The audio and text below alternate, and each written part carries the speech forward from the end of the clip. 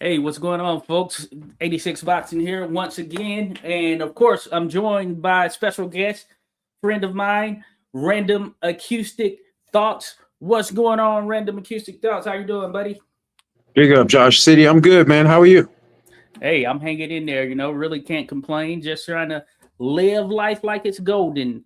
And we have a special one here today because this is a person who is in high demand, very polarizing. He's in media, in news right now.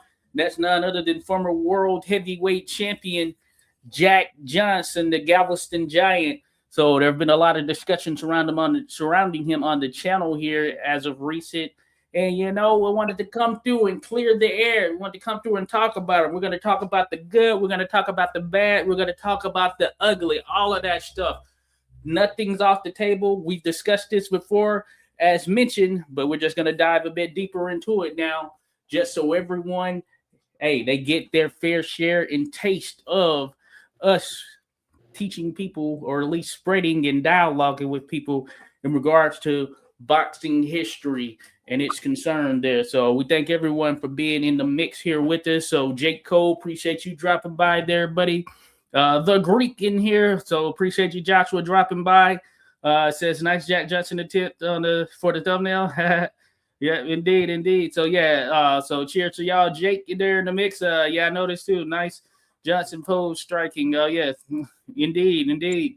So Dan the Man's in the mission. Dan in the building right here. Dan the Man says, in addition to being such a great fighter, Jack Johnson was a super intelligent, super classy, successful, and wealthy man. Always a super personality, very rare in the history of men. Indeed, there, Dan. Appreciate you dropping by, showing some love there. Also, Live Fight TV. Appreciate you being here, as well as Josh Taylor. Appreciate you being here, Josh Taylor. Good to see you here, buddy. We're here with Random Acoustic Thoughts. Feel free to hit the like button. If you don't subscribe, you might as well subscribe, but not just myself, but also Random Acoustic Thoughts, because if you're into boxing history, especially from these eras, there's some of it out there on YouTube, but hey, we're going to keep bringing it to you, and I think you'll enjoy it. And Random and I, we've done a number of things on varying fighters, but certainly the Jack Johnsons of the world, the Harry Wills, the Sam Langfords, Joe Jeanette's, Jack Dempsey's, Harry Graves, you name it. But we're all for it here, so we appreciate everyone being in the mix. And with that there, Random, man, where do you start there with the likes of Jack Johnson? Just probably, I'll put it like this. Would you say, when you think about the most polarizing figures in the sport of boxing, he has to rank up there amongst the top, or maybe he is the top? What do you say there, Random?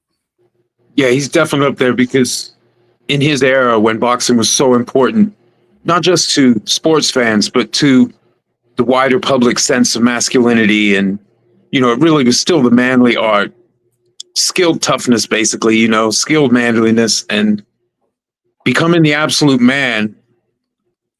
Beating Burns was one thing in '08, but once he beat Jeffries, that was like a whole other level, because Jeffries was still held unreasonably in such high esteem years after he'd stopped competing, just because of what he was and how he was perceived. But there was some wishful thinking there too, because Jeffries had turned down some fights, which we've gone into before. I'm sure we'll talk about today, where Jeffries had a thing where he would say, now he had far colored fighters in his career, but as a champion, Jeffries drew the line.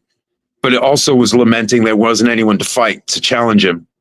And a lot of the white press would actually back him up on that, because they didn't want to give, I guess the downer way of saying it is, like, the white press, a lot of them didn't want colored people, citizens, having someone to look up to who had won the heavyweight championship, and start thinking maybe not only are they as good as white people, but they could be better than them. And that was, so some of the backlash for Johnson beating the hell out of Jeffries when they did finally fight in 1910 was because of that, because there was so much at stake. And Jeffries had said, years before, he was already drawing the line on Johnson. And, well, I think before 1903, when Johnson won the color championship, but he was certainly drawing in 1903 on Johnson and others. And, He said he would never fight a black man again, for the title. But if a black man became champion, he would fight him.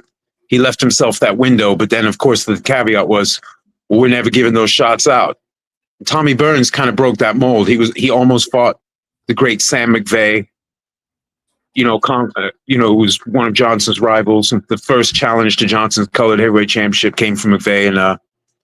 And then Burns actually fought Johnson because he got his money. So Burns is a money guy. He did say stuff in the press that was racist and that was demeaning, but when it came to it, the price was right, and he put the championship up. But the shadow of Jeffries was looming large over everything that happened there. Some people didn't really think of Marvin Hart and Tommy Burns as the champ, and even Johnson, they wanted that Jeffries fight. Jeffries was still kind of the guy because he'd never lost it. Oh yeah. No doubt about it. And, that's interesting as well, just thinking about it from an overall perspective, because Tommy Burns, of course, Canadian there, the little giant from Hanover, and that was the man to give a shot to Jack Johnson. And it did not take place on these shores here in the U.S. It was actually in Australia, which I'm sure you all know there, of course, because Jack Johnson took to essentially following Tommy Burns around until he got that shot at the world title. And it just so happened to be Australia is where it ultimately went down. And the purses were $30,000 for Tommy Burns, which is a small fortune, of course, and $5,000 for Jack Johnson. But it was worthwhile for Jack Johnson in terms of course, we know that history in itself was changed in the midst of such, and that proved to be beneficial for him, regardless of the overall purse, price, cost, or whatever it may have been for him to finally get that shot. And I think doing so, of course, that changed pretty much everything, at least for that period of time. And ultimately, we are where we are today here with the lineage, the title lineage where it's at. And a large part was due to this. Now, Random, wanted to speak on. So when we think about Jack Johnson, of course, I want to appreciate everyone being here, but Jack Johnson himself, of course, he was born March 31st, 1878 in Galveston, Texas, died June 10th, 1946 in Franklinton, North Carolina. As the old story goes, service at a diner or something of that nature. Then he sped off in a fuss, of course, and ended up crashing the car that he was in. If you think about those particular periods, you know that the cars were very much different than what we have here today, certainly from a safety standard. And he ended up dying at the age of 68 there in North Carolina.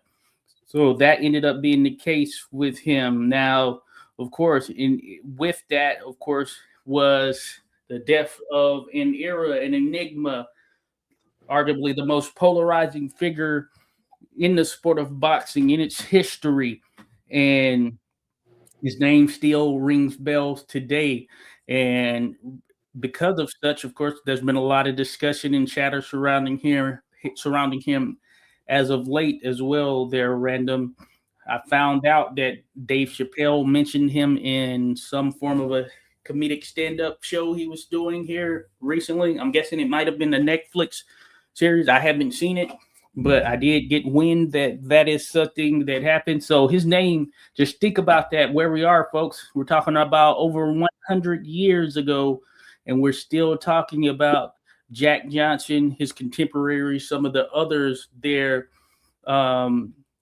that actually were in and around the sport at that particular time. So it's not just Johnson himself, but there's so many others that we're still talking about around that era to this day. But of course, the subject here right now, of course, is Jack Johnson. And we're kind of going to start sort of at the tail end there for Johnson. At the back end of his career, there were rumors out there, Random, that Johnson and Jack Dempsey had fought a contest. This would have been an older Johnson and a younger primed Jack Dempsey. There was supposedly a backdoor contest that happened, or one that was in like a private club or something of that nature, where others weren't there, or well, not a lot of people were there, but like news media or media people and all that stuff, they weren't there. It was just a few people who had that luxury. Supposedly that was the case there. Now I know that is out there. Some here in the chat and even in the comments might mention things that they've heard about it. I was never able to substantiate such there myself, random kitchen thoughts, but that would have been pretty amazing. Just thinking about it, Jack Johnson, Jack Dempsey. That's a hell of a contrast stylistically, and I think it would have made for a very entertaining fight had it happened with both of them at the top of their game. And as mentioned, I can't confirm or substantiate that this actually went down, but I know that that is a rumor that is out there. Yeah, that's very interesting. Yeah, at their very best, both of them at their best would be a hell of a fight. But even like an older Johnson, because cleverness was his main trait, he could do everything to a large degree. You know, he was an elite fighter all around, but his cleverness was legend. And so with someone like Dempsey, who, if it was later in Johnson's career, Johnson would have had some pounds on him. Dempsey wasn't a small guy, of course, but he wasn't the same level of technician as Johnson. So it would have been a good matchup even with Johnson past his best, because Willard, you know, fighting Dempsey in private would have been a little different than fighting this man mountain Willard, who at the time wasn't old or shop worn in the open air. You know what I mean? So like it'd be a different kind of contest. Can't necessarily judge by how Johnson's fight, that particular fight where he lost the title, went. He was still very clever. And yeah, it'd be interesting. That's one I'd love to see. Come on, people, find that footage. Confirm it even happened. Find that. But you know, maybe they just gave an exhibition in private. Some wealthy patrons who gave him all some money. Dempsey loved his money too, so you know. And they just say, okay, no official result, but get some rounds in. Who knows? I'm sure a lot of that has happened in boxing history. We just don't hear about. It's lost to us. Yeah. No, yeah, there are definitely some that went down like that when looking into Corbett's career, Jim Corbett. Yeah, there were a lot of private club fights that took place. And I'd imagine there are a number of them that were never recorded in the fashion where we have a tracking of them right now. So to everyone here in the mix, of course, Josh here, 86 Boxing, Random Acoustic Thoughts. We appreciate everyone who's dropped in. Jose, appreciate you there, Jose, for stepping in and coming by, showing some love right there. Always appreciate the comments, dialogue, all that good stuff. So thank you. Greek mentions car crash, but I don't think it was a lack of service. Johnson was always speeding. I can see that for sure. I know that he could get up there on the speed end for sure. Greek mentions the old story. Johnson got pulled over and gave the cop gave him a ticket, so he couldn't break a $100 bill. Said, "Hey, he be coming back this way." Yeah, that is a good little folk story right there that is tied to him. Maybe not logically in terms of it actually happening, but yeah, it's a good story that is tied to him.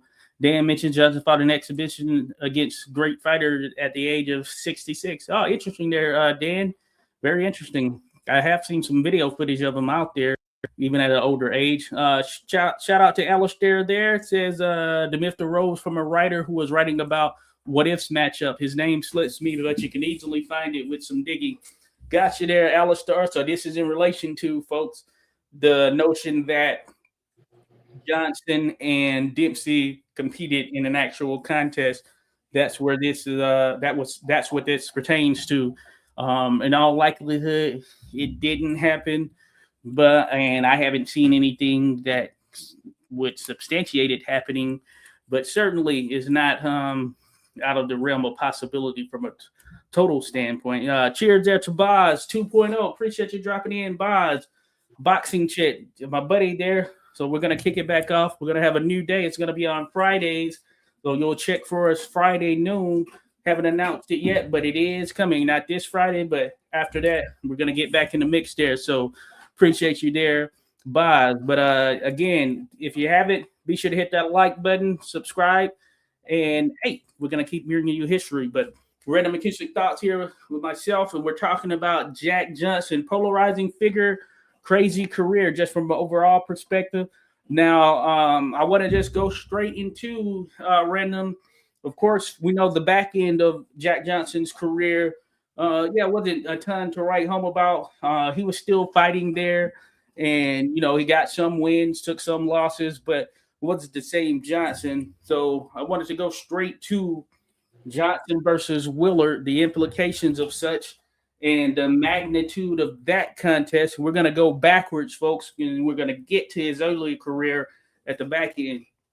But Johnson versus Willard, 1915, if I'm not mistaken. And in this contest, you had Jess Willard, who, as we know, ended up defeating Johnson, knocking him out in the 20 something round. What was it, 26th round, maybe 25th, 26th round, somewhere in there. Johnson ended up being knocked out by Jess Willard, and this was after a long search and look for someone to dethrone him. Johnson, at that particular time, had been essentially on the run from prosecution in relation to the Mann Act. So he had been out of the country for a good period, just essentially floating around other different countries, whether that was France, forayed into other areas as well. And ultimately, this went down in Havana, Cuba. And this was Johnson at 36 years of age, from what I recall, 36 years old, not as active as he had been. And he was going up against a big, strong, tough guy in Jess Willard. I think we spoke about this in the last one, and then just Willard was able to eventually get to him, land this straight right that took Johnson down. He was out for the count there, and celebrations ensued, even though it was Cuba. And from there, Johnson went in to do his time for the Mann Act sentence there in the aftermath of such. What do you recall surrounding that random? And I will say that if Johnson had won, and this is going to be an interesting one, I do know that the plan was for Johnson to take on Sam McVeigh, the Mike Tyson of that time, Sam McVeigh. That's what the plan was. Had he defeated Willard, he would have fought Sam McVeigh. That was the next in line right there. And this would have been him legitimately taking on one of the top black heavyweights there to defend his title, albeit, of course, this may not have necessarily been the best version of Sam McVeigh either. Yeah, true. Because McVeigh started in when did he start? Was it 1901 or 1902? Yeah, somewhere around. So he there. been fighting for a long time by then himself. So it's 1915 that Johnson fights Willard. So it was after that, maybe 1915, 1916. Mm-hmm. Yeah, McVeigh was up there, but he was still a beast. It's just like today. You see guys, some of the top heavyweights, they may not have the physique they had when they were younger. They've added some skill and have more experience, and they're still top guys. We saw it in the YouTube fight, one of the Paul brothers going on to take Anthony Joshua, you know what I mean? But AJ, yeah, he's a little older. He's had a couple losses, If you look at him when he was younger, how he used to fight, he's not really quite that guy, but he's still a top guy, He's still going to beat down and multi-break the jaw of a YouTuber. So there are levels, and some of these guys, even when they're not at their highest level, they're still elite. So that would have been an interesting fight, but Willard kind of locked up the title, didn't he? He didn't, once he got it off Jack Johnson, like he wasn't that active as a champion. He took up golfing. He was doing other stuff, making his money.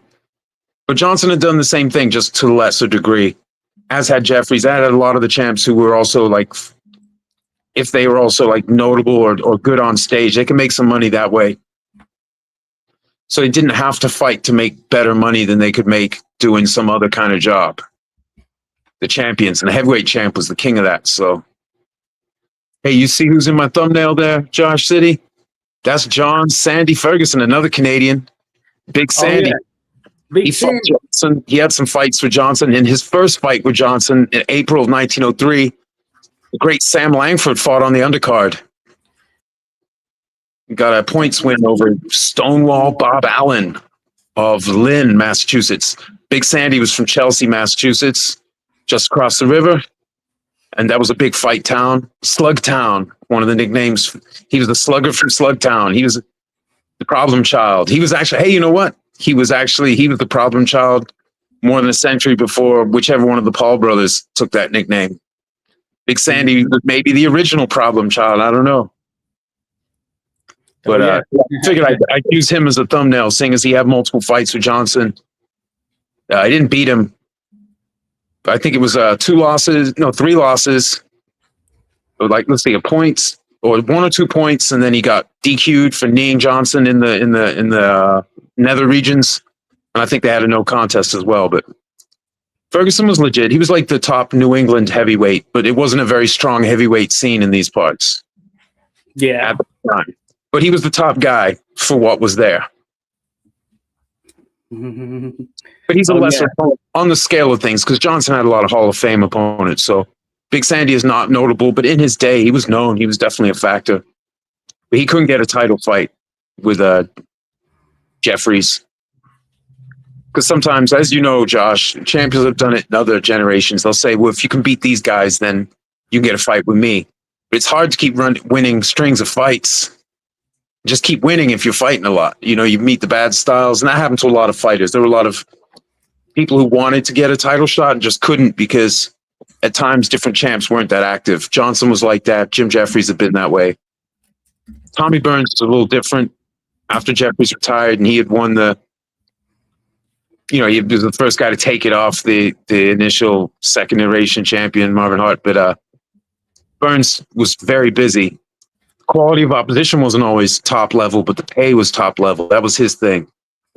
So he was busy and he took it around the world. But as far as top level fights, the champions today not always taking top level fights. So there's nothing new about that. Oh yeah, a lot of drama. And the closer I look, the more I see the similarities, whether I want to or not. You know, it's hard to get champs to put it up in the ring for the biggest fights. You know, they eventually happen. Like Crawford Spence did actually happen, but how many years was that going on where it needed to happen? One of them had a big accident, came back, and then they finally had the fight, but they didn't have it when they were both young and in their absolute peak. Just didn't happen yet. It's like Johnson Jeffries is like that. Johnson was calling out Jeffries. Johnson was a rival champion calling out Jeffries in early 1903. And they didn't fight for more than 7 years. Oh yeah. But they did fight, and it was the biggest fight to that date that I'm aware of. Yeah, you know, it was a major one, and that's a good point right there. The fight could have happened sooner. You know, Jeffries retired in 1904.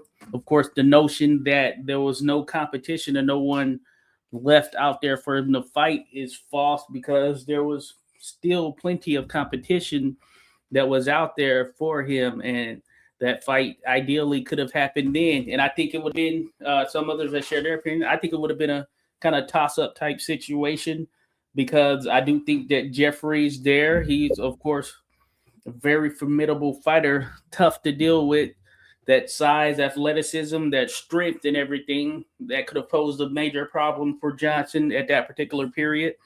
I know Jeffries was quoted as saying he felt that Johnson would have beat him at any point.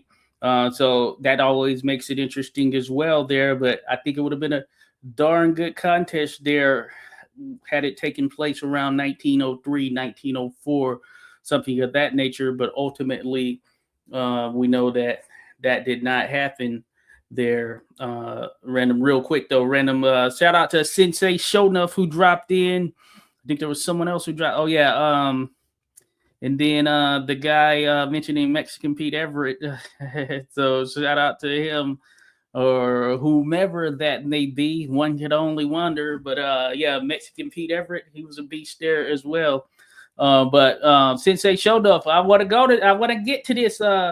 You said, I used to like Jack Johnson, but I don't appreciate how he enforced the color line. And then we'll get to the other one. So that's a good point. So some people came by the channel and they asked that question. Did you talk about how Jack Johnson enforced the color line, didn't fight the top black fighters when he was champion? Yes, we have talked about this before. And we're going to talk about it again here now because I want to make sure that everyone hears it and knows it. This is the case. So if you want to know, yes, Jack Johnson, when he became world heavyweight champion, he did not fight Sam Langford, who was regarded as the best heavyweight at that time by many. Joe Jeanette, who was regarded as one of the top and one of the best heavyweights at that particular time. And of course, Sam McVeigh, who was regarded as one of the top and one of the best heavyweights at that time. So we've said it before. I have some videos out there where I've said it and mentioned it. They were denied their shot. Jack Johnson, as the world heavyweight champion at that particular point, denied them a shot at the title there, folks. If you didn't know, or if you didn't know that I had said it before, you're hearing it right here, right now. So you don't have to question whether this is something we've talked about. Random and I have talked about it before as well. There was a fight in place for Jack Johnson and Sam Langford to fight in the UK, and Jack Johnson ended up reneging on that particular fight, even though, from what I recall, they had provided him with funding their random, and I know you're versed on that as well, but it did happen, folks. Yeah, he'd been partially paid, but my understanding is that he changed managers after got the title. Because I saw that in the English press. They were saying his previous manager was sensible. And then Johnson tried denying that there was a contract, and then they sent the contract to America and it was published in the American papers. But when it came down to it, Johnson was he had his eyes on other things. Now, he didn't, that I saw, specifically draw the color line. But what he did do is he was aiming for certain fights. And those top fighters weren't them. Although he did play lip service to, if he beats him, I'll fight him, or if it this and that. But when it came down to it, it wasn't happening. After he lost his title, too, you see, after 1915, you see Johnson fighting. You don't see any fights against Sam Langford, Joe Jeanette, Sam McVeigh, Harry Wills. Those could have been fights. He was still a big name. He could have got, but, at that point, he was older. He was past his best. So perhaps it's understandable. But yeah, he did. He was looking for other fights, big fights, and some of them were considered top fights, even if it's counterintuitive thinking about it today, like the middleweight champion, Stanley Catchell. So some of the biggest fights that could be made in the sport was Catchell and Johnson, and also Catchell and Sam Langford, and then Sam Langford and Johnson, like that little three-way thing. Those are all absolutely huge fights, big money. In fact, when Johnson pulled out of the fight from May 1909 in London against Sam Langford, the club tried to bring in Stanley Catchell. They had increased their purse offer, and they said, they'll take Catchell if Johnson won't do it. But Catchell was booked against Johnson, so he didn't want to screw up his opportunity. If he loses to Langford, that other fight is gone, or maybe even pulled out from under him if he even fights Langford. That was insinuated as well. So there's a lot of politics, a lot of fight politics, just like today. But a lot of these guys didn't have the luxury. I mean, Catchell had money, and Johnson had some money after a short while after becoming champ. But yeah, not everyone had the luxury of just waiting and saying, I'm not fighting anybody unless I get this fight. There were a lot of stars, a lot more stars than champions back then. And sitting out didn't necessarily do much to help, except for Jeffries.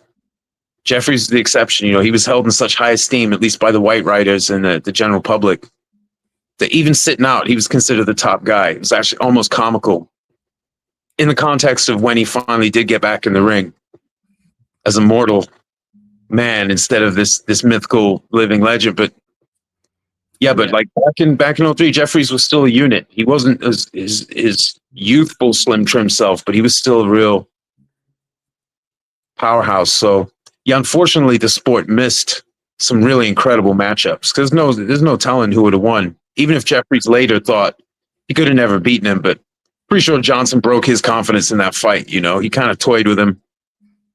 So the only reality Jeffries knew against Johnson was getting absolutely schooled by this genius who was pretty big by that time. The younger Johnson, 20 pounds lighter, who knows? Yeah. Would have been great, though, and Johnson had beaten Sam McVeigh, who was a big old fella himself. Not particularly tall, but like stout. Like you said, the Mike Tyson kind of build of his day. And a good fighter, and Johnson beat him. multiple times. So who knows? Maybe he would have tooled Jeffries, but really in sport, you want to see the fight. You want the fight to happen. It's not enough to be like, oh, sure. But unfortunately, in that day, there was a lot of that. All these aspirants for title shots against Jeffries, at least, and the press just saying, oh, they're not worthy. They can't extend the champion and all this. So with Jeffries specifically, less so than the other champs, they weren't on him to like defend your title. Where's our title fight? They were like really down on a lot of the contenders. Like they weren't worthy. So it's a weird dynamic, you know, because we've seen boxers in later generations adopt that stance. You're not worthy to fight me. The press used to do that for Jeffries, as long with him also doing it. And that slowed down the bookings. And but like I said, man, you can do theater runs. When he was getting ready to fight Jack Monroe, the coal miner who'd I assume it was a coal miner, but the miner who'd knocked him down reportedly, but got the best of him in an exhibition when he was still an amateur. Well, later when they were ramping up to fight, which was, I think, Jeffrey's last fight before his long break, but they both did theater runs in Boston. Show up in my book. Let's see, Monroe was at the Old Howard. I can't remember the theater Jeffries was at, but it's the same week they were doing appearances, making that money. Just in the theater, you know, the champ and the contender. So it was, that's something to keep in mind, is that money was available for other things. Oh yeah. For the top people. Top. The creme de la creme could make that money otherwise. And that did throw off negotiations. Oh yeah, But so it's okay. So we know there's several great fighters that Johnson wouldn't fight in his, once he had taken the white title, what would previously been the white title from Tommy Burns. Yeah. Who you want to go through first, Josh? Say. Well, real quick, let me mention here, since this question from Jake. Hey, Jake, welcome back there. He says, what about Hank Griffin? Can we talk about that? I wonder if y'all have some insights to that trilogy with Johnson and the knockout from Jeff. Hank Griffin, damn good fighter. He was a heavyweight who fought during that period, about 6 feet tall, somewhere around there, and solid, knew the tricks of the trade. He actually trained with James J. Jeffries, if you didn't know that, as well.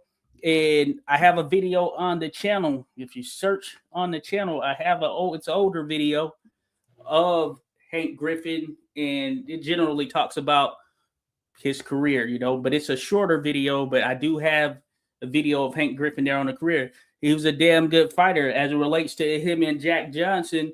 If you think about it, at that particular time, a lot of the top black fighters fought each other multiple times because they didn't have any others to fight right there. Now, for trying to correlate Griffin beating Johnson, meaning that Johnson couldn't beat Jeffries, who knocked out Griffin, I think that isn't necessarily a one-for-one given, you know. By that same token, you know, we look at Jack Dempsey, for instance. He had a hard time with Willie Meehan, who started at featherweight, lightweight, somewhere around in that range, and rose up to become a heavyweight, who was essentially like an overweight guy at heavyweight. And he gave Dempsey hell in their contest. So styles do make fights. It depends on when certain things happen. Willie Meehan taking on Dempsey at that Dempsey that beat Willard. Would he have beat him? I don't know. I would think not. You know what I'm saying? So I don't know that it's a correlation. The fact that Johnson lost to Griffin when they fought there early in their career versus James Jeffries knocking out knocking out Hank Griffin himself right there. But Griffin was a damn good fighter. He was a technical fighter. He had solid strength to him. And as mentioned, he was in there with a number of the top heavyweights, a number of the top black heavyweights there in and around the era, because it was just the nature at the time. And a lot of them trained together. They were involved with each other. So, of course, they knew the different styles, tricks of the trade, and everything that was associated with them. And therefore, that's why they ended up fighting each other multiple times there. So I think Hank Griffin is good, but it doesn't necessarily mean the fact that Johnson lost to him and Jeffries knocked him out. I think those are the individual fights for those two, you know. So I don't think it has any bearing on what Johnson would have done to Jeffries or how that fight would have gone in 1904 had they fought, or 1905, 1906. As each fight, of course, you're gaining experience, things of that nature. Another one that I know that came up there, I want to mention, of course, is Joe Kowinski. Kowinski, of course, he knocked out Jack Johnson. And the Jack Johnson that he knocked out certainly is a different Jack Johnson than the Jack Johnson we saw at that point. He was world heavyweight champion, a more defensive Jack Johnson. Kowinski, he's a damn good fighter, a guy who I've mentioned on multiple occasions, would have been world light heavyweight champion in my eyes had he gotten an opportunity, had it been around at that particular period when he was at the top of his game and taking on some of the best in the sport.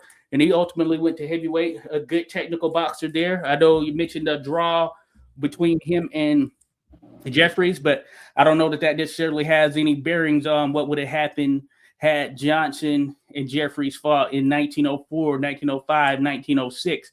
Styles make fights, as they say, and hey, you take different situations into the ring anytime you step in there. So certainly when you start to add years to the mix, you never know how it's going to go there, but we can certainly find situations where a fighter lost to a lesser opponent or whatnot, you know what I'm saying? Because Jack Dempsey was supposedly knocked out, or it goes down on his record as a stoppage loss to fireman Jim Flynn.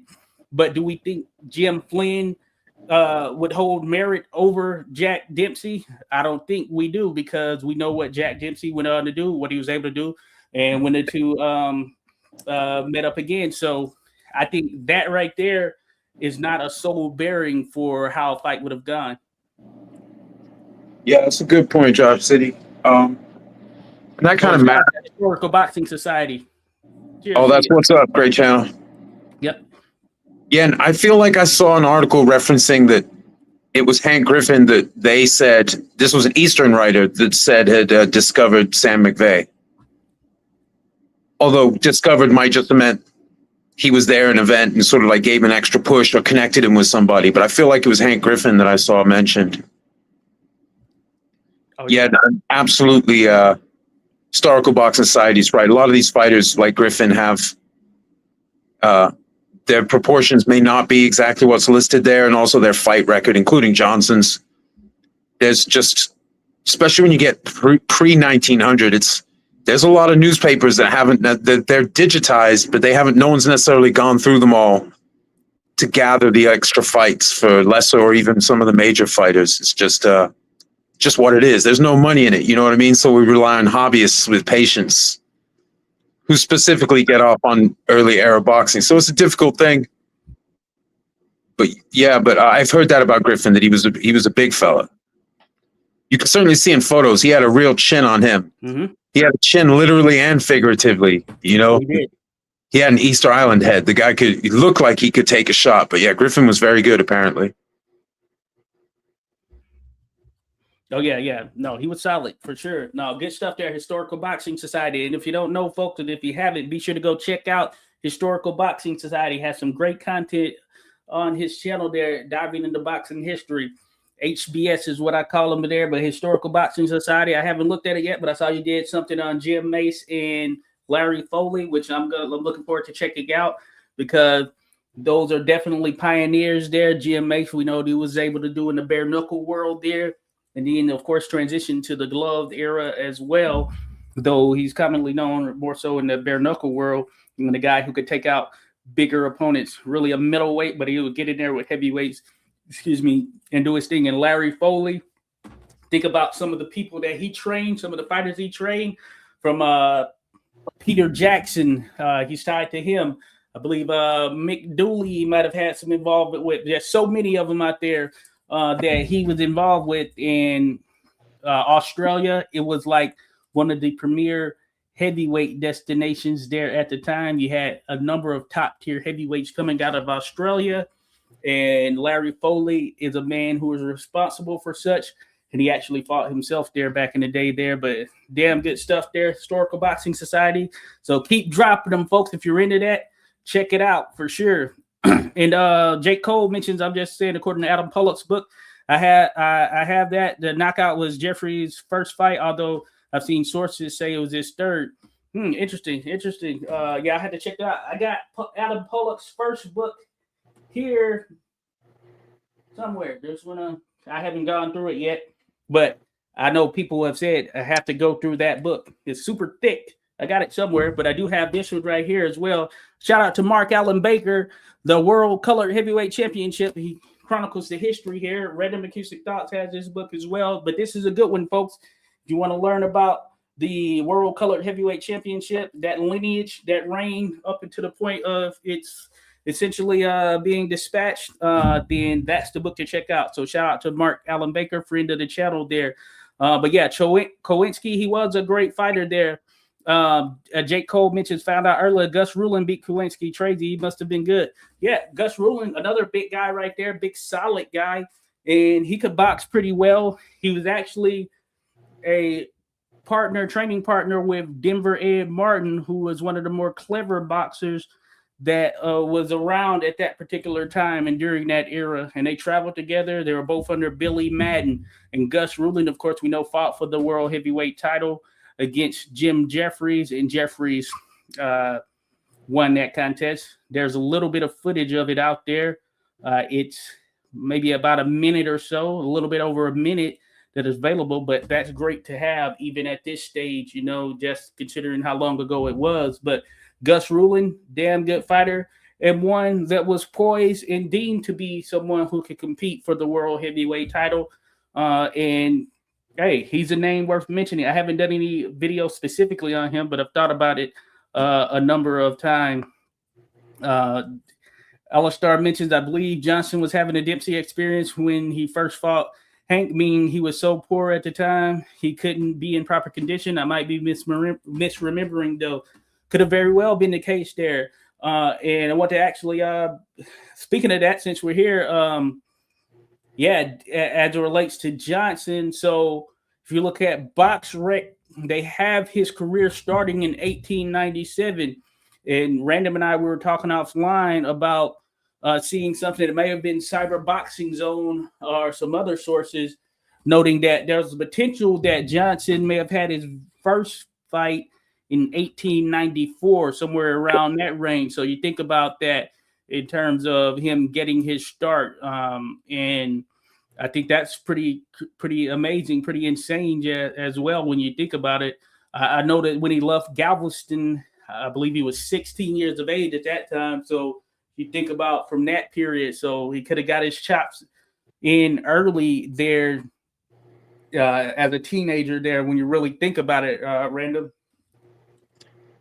Yeah, it's hard to say exactly how early he started, but I do feel like when we checked Cyber Boxing Zone, they had other listings for him.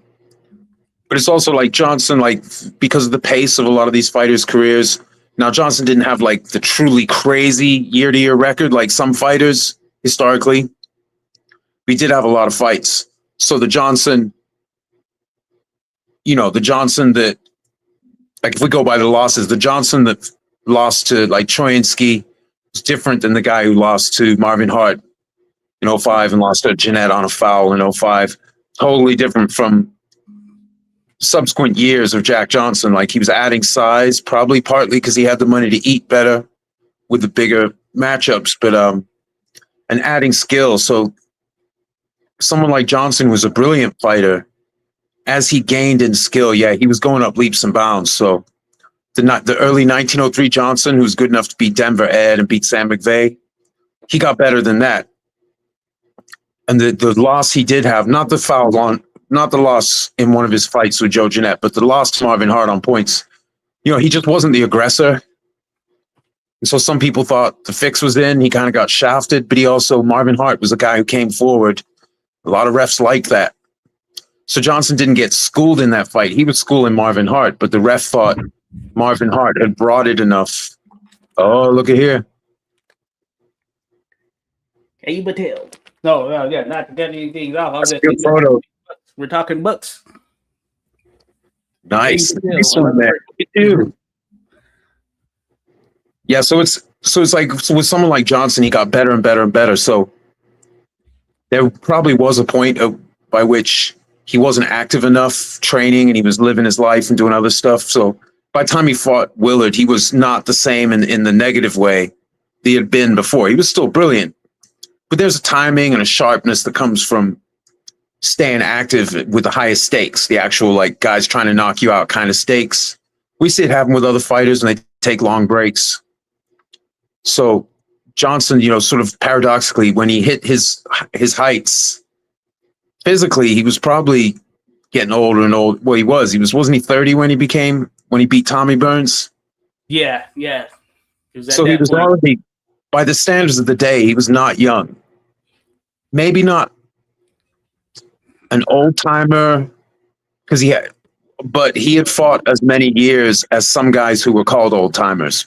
He wasn't performing like an old timer, so they didn't bother saying that. But say we like Joe Gans and Joe Walcott, who'd fought since like the early 1890s. 10 years later, some writers were calling them old timers, even when they were champions, because of how many fights they put in and how much they'd been through to still be on top. But so Johnson was an interesting guy, but he aged really well. Better than most. But we see other guys, right? Usyk, how old's he now? Yeah, he's like 38, 39. I know we're around the same age, somewhere around there. He might be 39. This is going to sound silly on a boxing show, Josh, but like he's still considered the top guy, right? Yeah. He's not very active, but he's the top guy, right? And at 38, so he'll be 39 on the 17th of January. So he's about to be 39. Right. Happy birthday to him. So like, what does he have in common with Jack Johnson? He's really clever. He's not beating you by taking your best shot flush without rolling or without, just like taking your best one to give one back that's going to be harder. He's not that kind of fighter. He's clever. He outthinks the opponent. Johnson was that kind of fighter. So, and it took a lot of rounds, even for Willard in the sun with a huge size advantage and youth. Still took a long time for him to break through. Longer than any fight that anyone's allowed to have today in boxing. You mean 20? What was it? Round 26, you said? Say again? Was it the 26th round, Johnson Willard, you say? Yeah, 26th round when the stoppage came. Yeah, so a lot of those title fights that Johnson had for like the color championship, 20 rounds. So that fight with Willard was longer than, say, his fights with McVeigh was scheduled for 20 rounds.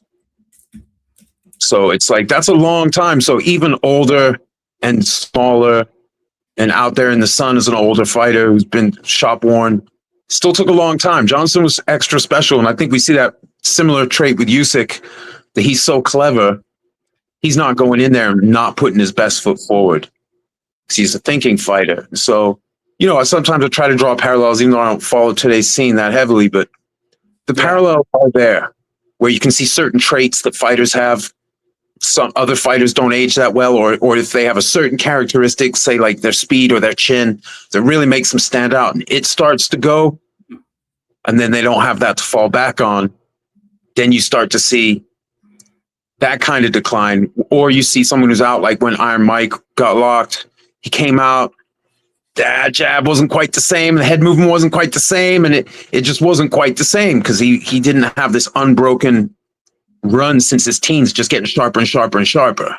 He'd had some time off, he'd done some partying as well, and he just wasn't, even though he was elite, top-notch guy, but he wasn't the same. And so that's partly what makes it challenging to analyze fights of the past, is that this guy beats this guy but loses to him, and the styles make the fights, but also, you get certain attributes line up better than others. That's how you get, what was it, like Ngannou, didn't he get a draw with Tyson Fury? And then he fought did it end up being a draw? Was it a draw? I think he knocked him down, but they called it a draw. Okay, yeah. I could be wrong. Which was good, impressive, right? Fight. They fought AJ and it wasn't even close. Right. But it's not that if Fury and AJ fought, it wouldn't even be close. It was that the style, the way the particular attributes lined up were different. So relating that back to Jack Johnson, like losing on points to the hyper-aggressive Kentucky Wonder Marvin Hart didn't mean that everybody could walk in there and beat Jack Johnson that night. Or even that Marvin Hart would have won in a different jurisdiction with a different ref who had a different set of criteria, because this was the era of whole fight judging. Yeah. So if you won 17 rounds and then you got your ass kicked for 3, the ref could be like, "That's a draw, baby. You evened it up." And, or if you really had the guy staggering, you could even win a fight with not winning winning the minority of rounds and win the actual decision from the ref because of how bad you whooped on somebody, especially at the end of the fight. That does happen. You noted there, random. Marvin Hart was doing more of the leading in that contest, which drew favor with the referee, right? So yeah, and fans and patrons too. So you think about, even if you're piecing a guy up, but you're on the defensive, he's always winging the big shots and not landing many, but he's throwing them. I mean, the crowd cheers for that stuff. That's partly what influences judges these days. Is if you're an exciting fighter, the crowd, even if it's subconscious, the judges get swayed a little bit by those end of the round flurries, and then also the crowd's reaction to what's happening. You just can't help it. It's human nature. And so I mean, that has been called a robbery, but it wasn't necessarily. I'm not saying it wasn't, but it wasn't necessarily a robbery, even if a lot of people thought it was.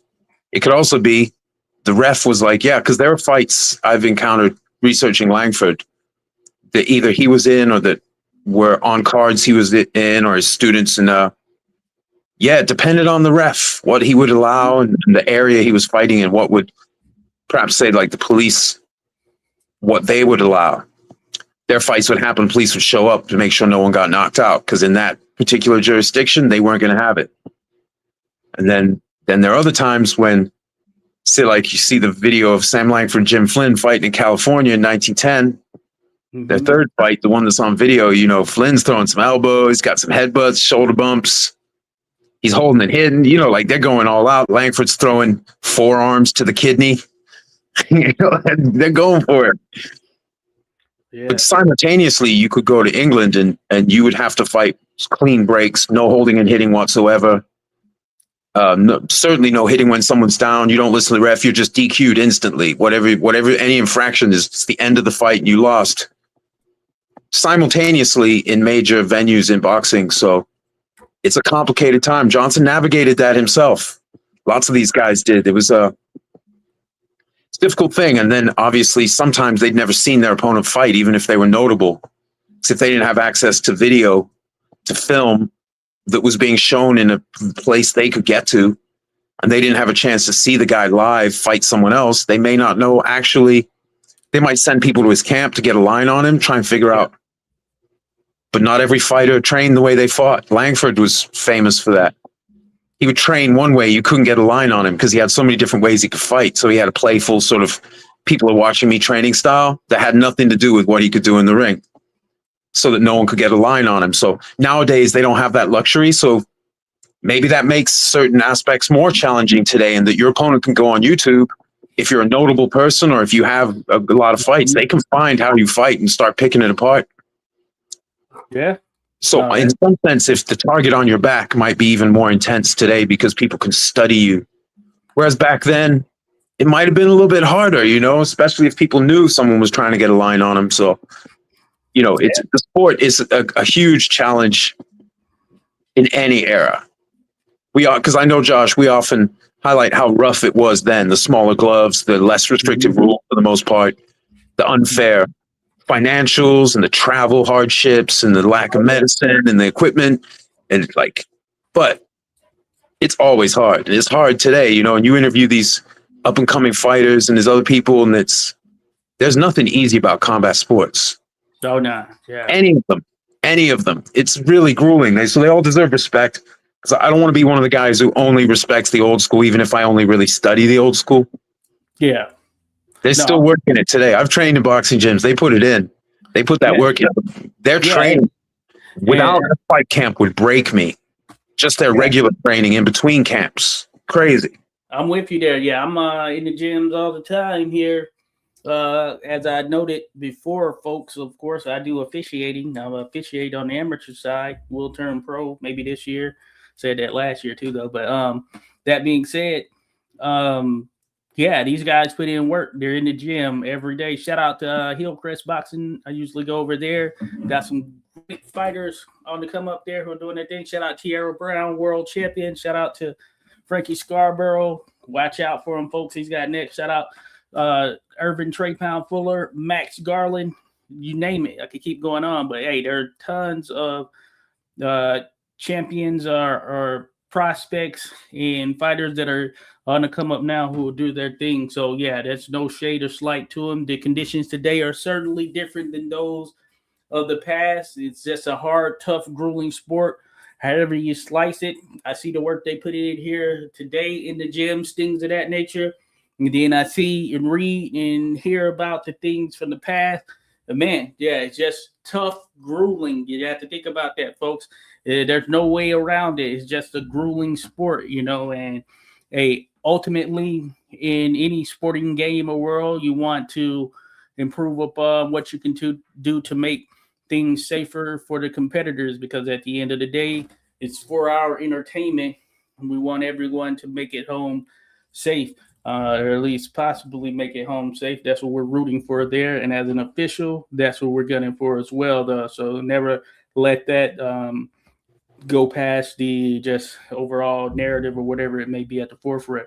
So real quick there, shout out to everyone who's still here in the mix with us. 86 Boxing, Random Acoustic Thoughts, 86 Random or Random 86. There's a playlist as well if you want to see more of the discussions between Random and I. There's a playlist on the channel. It's connected to both of our channels, I'm pretty sure. We've done something on the Harry Wills series. Might have to bring out some more Harry Wills discussion there, Random, but we've gone in depth on Harry Wills. It's another great fighter.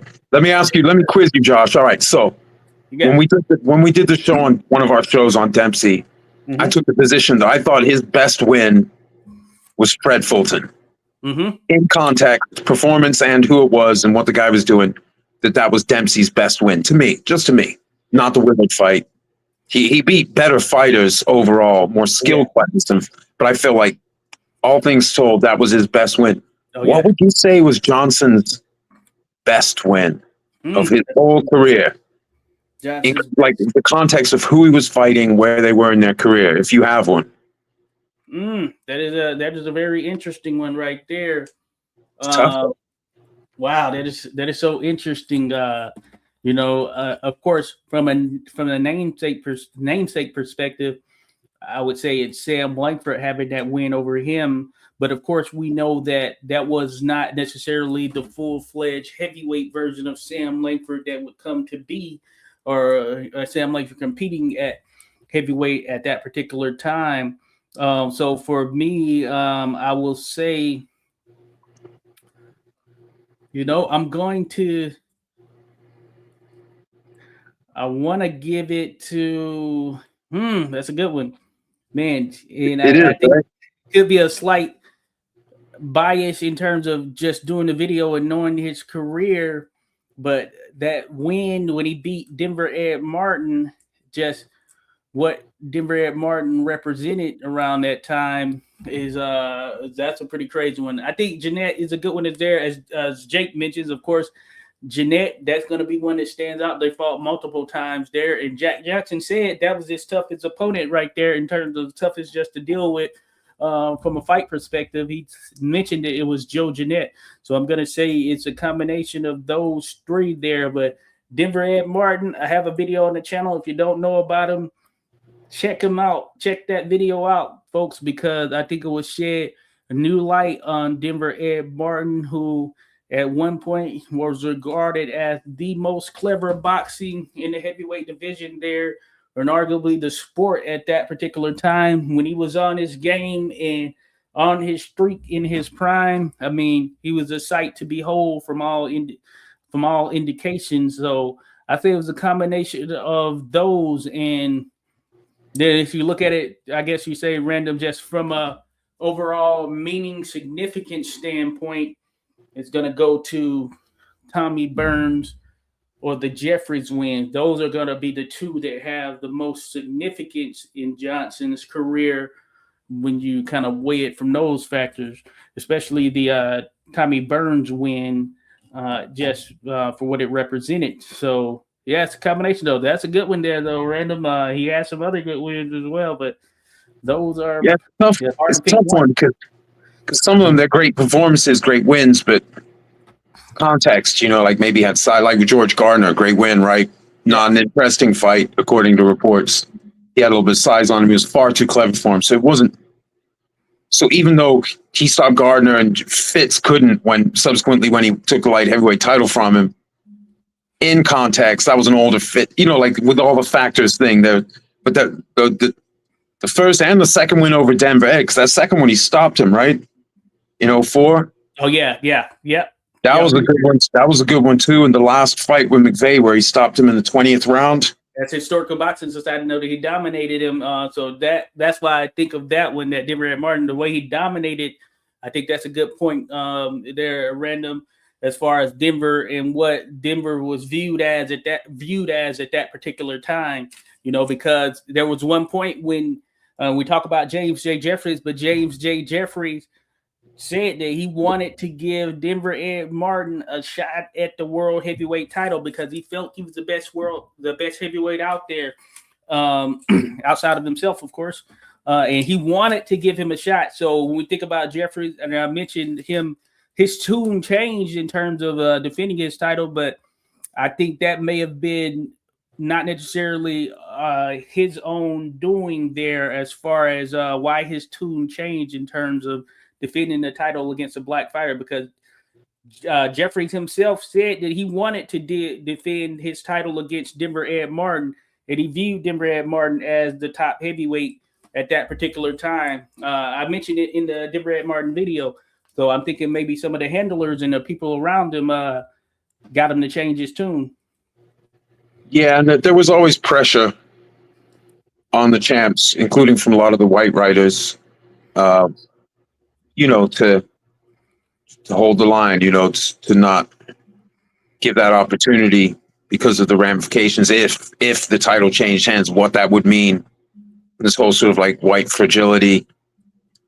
But this was, the times they were in, like Johnson was born to former slaves. This wasn't a time when it was all removed. Now here we are today. We've had multiple world wars and all these quote unquote police actions, genocides, all these things that separate us. But this was just decades after emancipation. This is not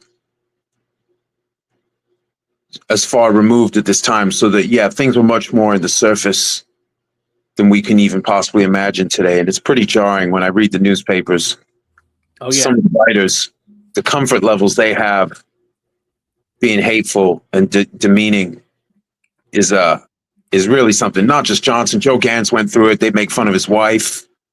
They don't need anything to make fun of. They just make fun of him, make fun of the way they talk, use that language, that way of like characterizing everything like super country, hick talk. I don't know what the official term is for that, but a lot of those white writers, so they'll quote a fighter, but they'll like translate it into some sort of, oh, here's what black people talk like, but for the purposes of these articles. It happened with Sam Langford's memoirs in the Halifax Herald through two editors, 1924, and he's all like, oh boy, this and this. And he was pretty familiar guy, but you can tell they're hamming it up because I guess the public got used to that, but it gets pretty dark, no pun intended. It gets pretty ugly. Oh yeah. At times. And so Johnson, everything he was dealing with is in the context of these times where a lot of the press, a lot of high society, they were already against him for existing and being in the sport as a black man in the sport. And, there was sentiment with some writers that like Johnson and Gans, to some degree, they were like the last of the great black fighters, and that black fighters, if they kept being denied opportunity, they wouldn't join the sport. Then the white people could have it. And that sounds like ridiculous to say out loud, but some big dorks felt comfortable writing it then because they had this sort of they were nestling at the bosom of like societal hatred. They made their decisions. So, but it wasn't everybody. So it's not like you can just say, oh, those were the times. No, plenty of people had a conscience then, knew what was right. They knew what sport was. There were writers who wanted Johnson to fight Burns. It wasn't everyone saying, no, don't give the black guy a chance. A lot of people just wanted the top fights. That's what it was all about. And some guys, like you said, with Jeffries and Fitz did some of it too, where they would talk the talk, but when it came time to put the fight together, it wouldn't happen. And so some of that might just be trying to please the people they were talking to, or just saying it knowing they couldn't be held to it. Like, because Johnson spent plenty of times talking about fighting Jeanette, McVeigh, Langford, and other guys too. It just didn't, you know? And realistically, you know, with that in mind, I think it's safe to say that a lot of those early title reigns, they weren't the best. Short of poor, couple were poor, but they weren't the best just from an overall perspective. It took us getting maybe to the 30s before you start to see more consistent, you know, defenses of the titles. But a lot of those early title reigns, even with Sullivan and such, from Sullivan on, oftentimes, there were more theatrical commitments, and it was more about, hey, how much money can I make from this stardom of being world heavyweight champion without actually having to step in the ring and face someone, you know? So that's certainly something I think that can be attributed to a lot of them, from Dempsey down, you know, from Tunney down, I guess you could say. But Tunney, of course, when he got the title, he did defend it, I believe, maybe 7 times or somewhere in there, which is certainly something. But certainly from Dempsey prior, inclusive of Jack Johnson, Fitzsimmons, Corbett, Jeffrey. I'd have to look that up. I'm not sure how much Tunney fought after the Dempsey fights, if he did much more as far as title level. But to me, I could be it's off when there. when you get to Joe Louis. Yeah, is when you're at the heavyweight level. Is when you look at a heavyweight champ who's like, after Tommy Burns, you get to, not counting the colored champions, that lineage, because a lot of those fighters were busy because they weren't making the same money. And so they would, you know, like if you have a good fight with someone in this other club in a different city or state wants to give you a purse to fight that guy again. Well, yeah, man, because a lot of those fights weren't filmed. So that was just there and then gone. And so they go have another fight. That's how Langford ended up fighting McVeigh 15 times, Jeanette 14 times, and Wills at least 18 times. You know, different clubs, different patrons. It wasn't like everyone had seen all the fights. Oh, yeah, right. So for us today, where we have the 10th fight with Jeanette, is the one we have Langford and Jeanette. That's the one we have part of it on the. But we don't have the others.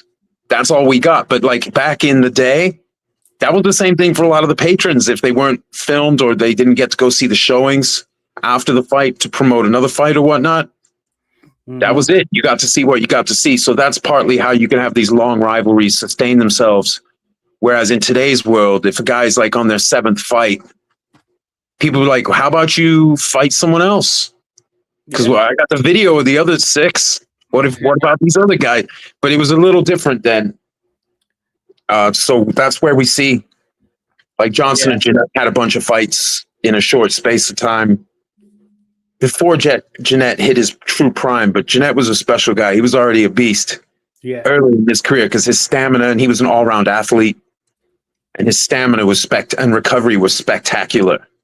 Everyone knew that about him. You could hurt him, but as far as like stopping the guy, he'd come back from the edge and he would just he'd be there again, getting stronger. And he wasn't an easy guy to mix it up with. We might need to do something on him there, Random. I'm gonna do a video on him at some point. I've considered it for a long period of time. I feel like I need to, because I've done one on McVeigh, Wills. Of course, I've done some different things on Johnson, but that being said, Jeanette, he's one of those guys, the Iron Man. And you could argue that the greatest fight in history that people don't talk about is, of course, that 3rd fight between Jeanette and Sam McVeigh. And man, I wish we had some footage or something of that. But also, I know it would be wholly brutal, probably one of the more brutal things we've seen in the sport, boxing-wise, just short of course, we know the worst fate one can suffer in the ring. You know what I'm saying? Yeah, and it wasn't necessarily an overly large ring. I can't remember how big the ring was they fought in the middle of their 3 1909 fights, the long one, the 49-rounder. Well, the finish fight that went to 49, it wasn't a huge ring. Yeah. You know, so that's something else to consider, that the way styles match up and with the smaller gloves, it does change a lot. Like the larger gloves of today makes it harder to give up a lot of size and land that telling punch. Yeah. Because yes, it's adding weight to the end of your arms, but it's making more of like concussive force. The weight behind it counts more. With the smaller gloves, it's easier to get that right on the point of the chin or right where you want it.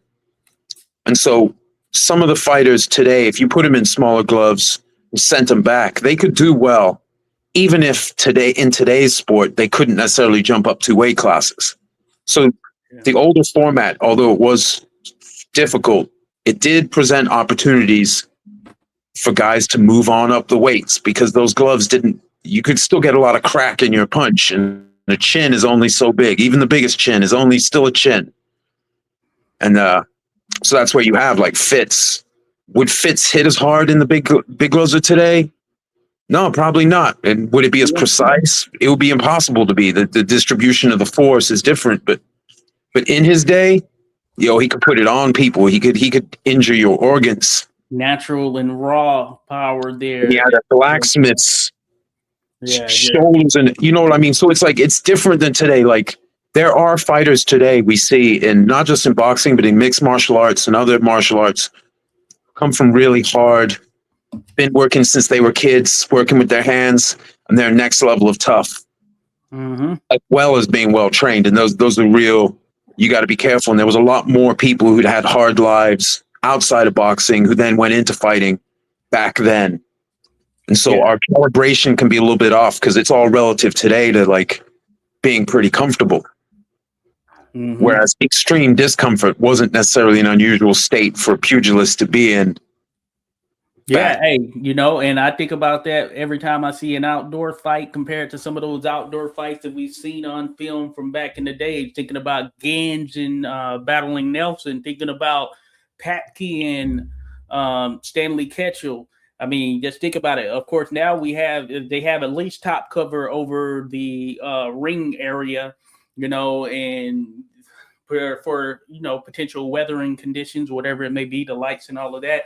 But back then, especially when you see those old videos of them with those wet towels, they're using them as fans.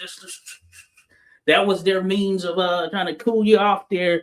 In what that was your recovery. You just beat the towels. That was your opportunity to get some air and it was. And I feel like when Johnson fought Bill Lang, it was raining.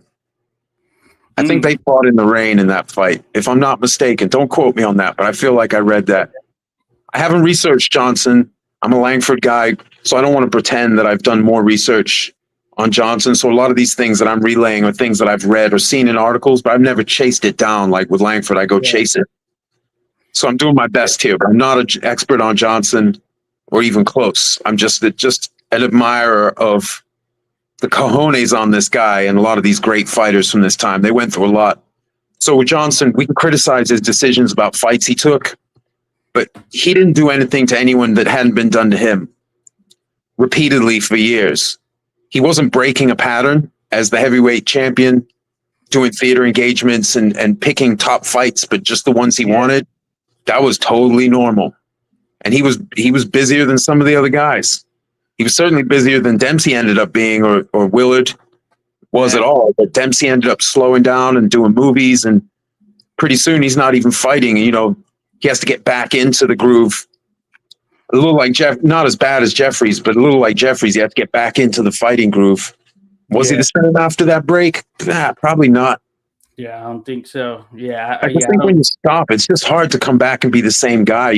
So that's why some of our all-time greats of more recent generations, like Marvelous Marvin, when was he not in shape? Never. Marvelous stayed crunchy.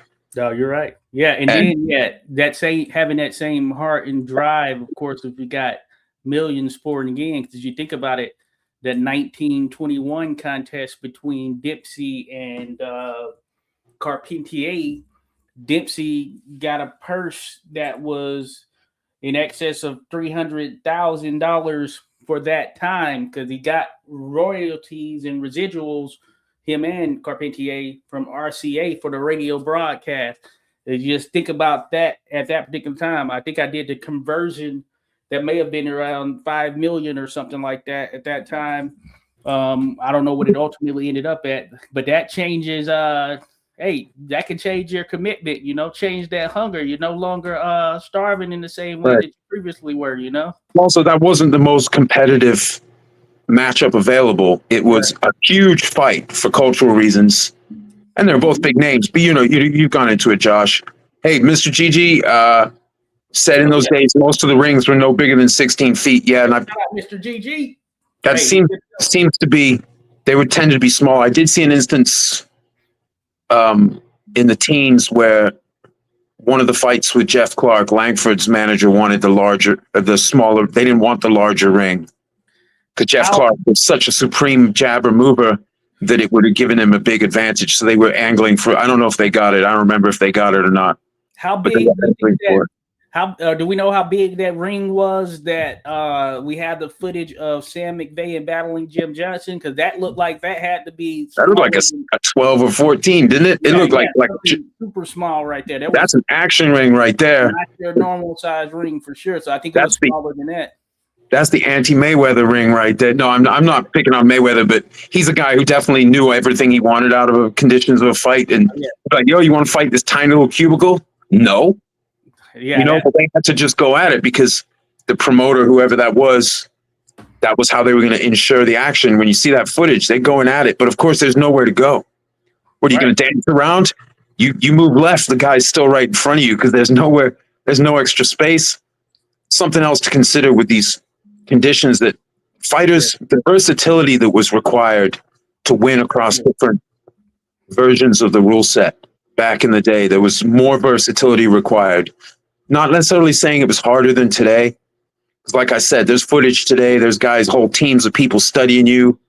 Like, oh, he slightly drops his this and that when he does this. And so there's nuance today that didn't exist then, but there were things then that could really tilt one way or the other, like a stylistic matchup or a size.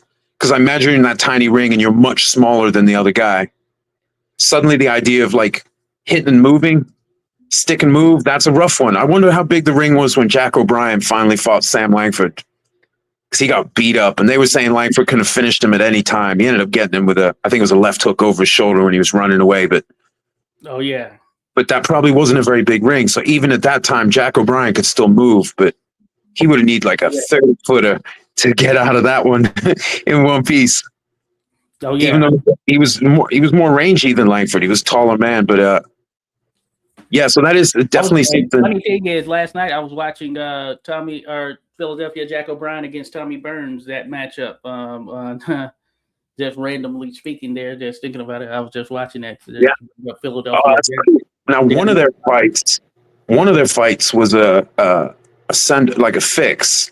Not a fix, but they agreed to have a friendly go, and then Burns double-crossed him and tried to finish him. Didn't get to finish him, but he tried to double-cross him. And I know this because I have an article where Jack O'Brien then wrote a play about the double-cross with the very thinly veiled protagonist basically being Philadelphia Jack O'Brien, how he got screwed trying to have a friendly go. All within the company. It cost him because he invested in a bar. I think he invested $5,000 in a bar Jack O'Brien had. He had to pull out after that fight, the controversy. He lost his investment. There were consequences for that, but it wasn't unusual for guys to basically say, we'll do this and then we'll have a big one afterwards. This will be the hype builder. That happened with Tommy Ryan, double crossed essentially by Charles Kidd McCoy in their first contest. So yeah, I could see that happening for sure. Or it has happened on.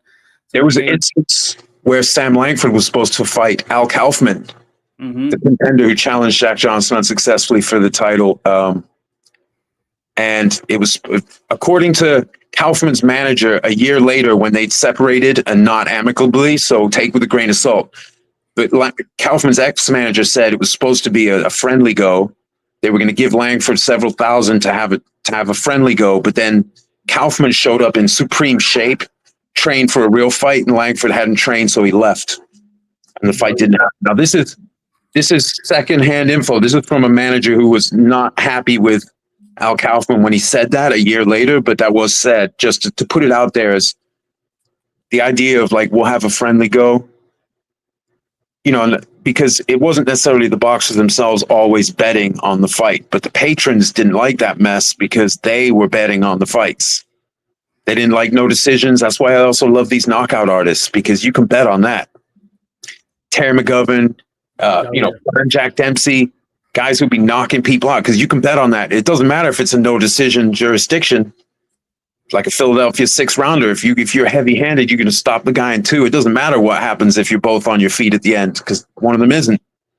So I think that adds to the popularity. It also takes, of course, any interpretation out of the results for the most part. Johnson wasn't that guy, but he could knock people out, like in that last fight with McVeigh, where he turned it all the way up in the 20th and just brutally destroyed him. Langford in I think it was his third and second to last fights against McVeigh in Australia. He finished him twice. The last time, like, proper finish, no controversy, no claims of anything or this or that. Yeah, it's funny how you know, like with the Wilder Fury trilogy, some different fights, right? Yeah. And the same matchup, neither guy was, you know, they were like roughly the same point in their careers and totally different fights. So that's also good to think about. Like, say if Johnson, like the loss to Marvin Hart, like if they fought in a different jurisdiction or if they just fought more than once at that time, it wouldn't necessarily have gone the same way. Or even the Willard fight, you know, like, or if Johnson had a lot of footage on Willard to study him like we have today, guys clever as Johnson might have had a lot more answers to it. But it's tough just showing up. In today's combat sports, it's almost like the Grand Prix format, where you're not sure who you're going to fight in the second and the finals, the semis and the finals. And Johnson was going for it in that contest with Willard. So I know Sensei Show Enough had mentioned something about, hey, some saying that there were rumors of it being a dive. No, I don't think so. Johnson was really going for it. He was going at Willard there early on, and eventually, you know, it just wore on him, you know, that size, strength, and we know Willard was kind of a tough as nails guy, could take a lot of damage, and he ultimately got to Jack Johnson. And at that particular time, that photo that had showed up with Johnson where it looked like his eyes were covered, that was before the video was actually distributed across state lines outside of, I guess, you know, those with some means who can make stuff like that happen. So therefore, that's how that rumor got started. And then, of course, if you're Johnson, you're seeing it, and that's what was captured. Of course, you're going to play into it as well. But no, that was legitimate there in him being taken out. Real quick, that random one say, shout out to my man, Mr. GG in the mix here. Appreciate you there, Mr. G. Always sharing some good stuff. And he asked if we had read the Clay Moyle book. I still need to read it there, but I know Random Acoustic Thoughts is very much familiar with it there, Mr. G. Mr. G mentioned that Clay Moyle is a friend and spent some time with Langford's remaining relatives in Nova Scotia while writing the book, which is pretty darn awesome right there. Yeah, it's a great book. I've read that multiple times and flicked through it, or referenced things that I can't even tell you how many times. It's all destroyed. It's like in tatters. It's in 3 sessions. So if a page falls out, I got to go find the actual page. Like, not everything's bound anymore, but, you know, I didn't buy it to sit on a shelf. No, it's a great book. And in fact, Moyle's excellent treatment of Langford's life is why when I'm decided to write a book about him, I don't touch on his life at all. I just go into the sport, just a sporting record and the circumstances around it starting in 1902. I don't even get into it because they can go get Clay Moyle's excellent book. They don't have to see that twice. You know what I mean? Yeah. And it is a really good book, Moyle's book. And it also references a lot Langford's memoirs in 24 and sort of ties those into the contemporary reporting. Just an excellent thing, especially dealing with his prime. I'm only writing about Langford's rise through the West, basically. But as far as his heavyweight prime, Clay's book is just magnificent. Not just for that, but including that. Yeah, it's great stuff. Yeah, no, we appreciate that, Random. So yeah, heard it there, folks. We mentioned it before, but yeah, Random, he is working on a book that will cover that early career and rise of Sam Langford. It'll go more in depth in some of those early career fights, contests, and things surrounding Sam Langford as a whole there as he was getting his start, which I'm very much looking forward to. I'm sure you all will be very much looking forward to as well because Sam Langford, hell of a career there, hell of a fighter. So that would be awesome, and hopefully, yeah, we'll get that at some point here in the near term. But Random is There's- working for sure. There's some commonality with, like you said, with Willie Meehan, where Langford came up through the weights. So he's seen a lot in terms of technique in the lower weights where guys are moving faster and technique arguably counts more because less people have compensating power to just end it. Like at heavyweight, most every heavyweight has stopping power. They catch you right. There's just a lot of momentum, the size of the punch compared to the size of a man's chin. But yeah, so like Willie Meehan is another one who drew from that experience coming up the weights. There are other great fighters who've done that, but many of them. But in the extreme, Langford was one of the guys who really did it in the extreme, where, you know, McVeigh and Johnson and these guys are all heavyweights when Langford's at 130, 133. He's fighting in a lightweight class, 1903, but he's you know, he's already like when he opened, he was on I think he was the second or third prelim when Johnson fought Big Sandy Ferguson. He would go on to fight both of those guys, but he was a lightweight, you know, fighting Bob Allen, a fellow lightweight, former featherweight, turned lightweight. And, you know, they're already big old heavyweights. Ferguson's over 200 pounds already, 1903. Johnson isn't yet, but he becomes so.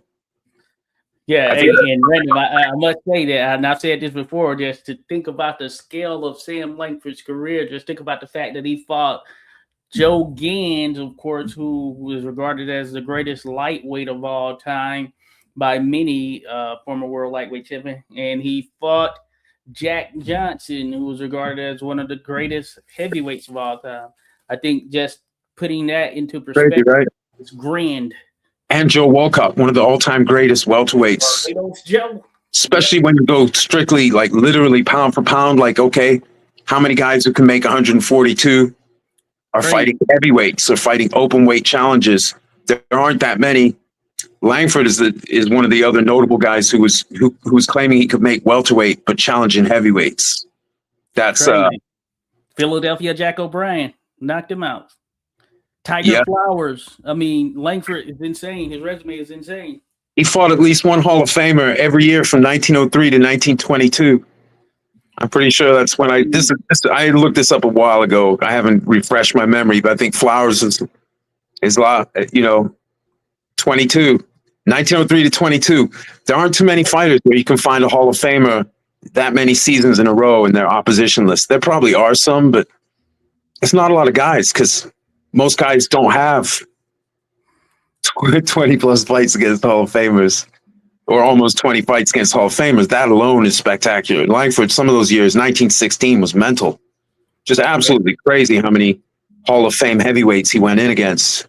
And I've shared, Random, that I think the two greatest resumes are Sam Langford and Harry Greb.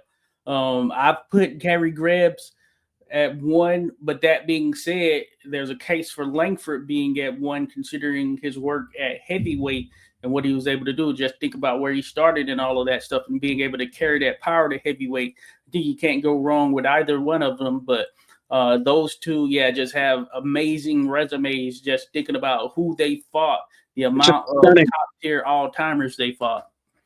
Yeah, and even if you just go on a little expedition on BoxRec, you start looking at these monster records in Greb's era, and then he keeps showing up on a lot of these resumes, and they have like good winning records, good bodies of work, year-to-year records, and then Greb shows up and they lose to him.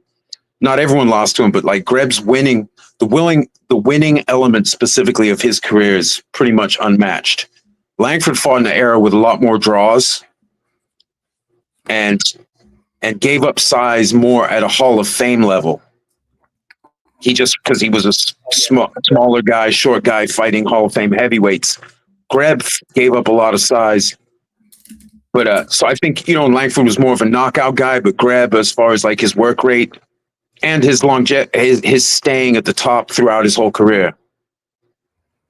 Whereas Langford fell off and fought some years without. So like the resumes are both stunning, and and I feel the same way about like Ray Robinson. A lot of people, they put him number one. That's cool too. That's another all-time great. Yeah. I'm not going to invest any energy in tearing down guys of that caliber. It's a waste of energy. It's just it's stunning. Some of these resumes, they're just too big to sum up.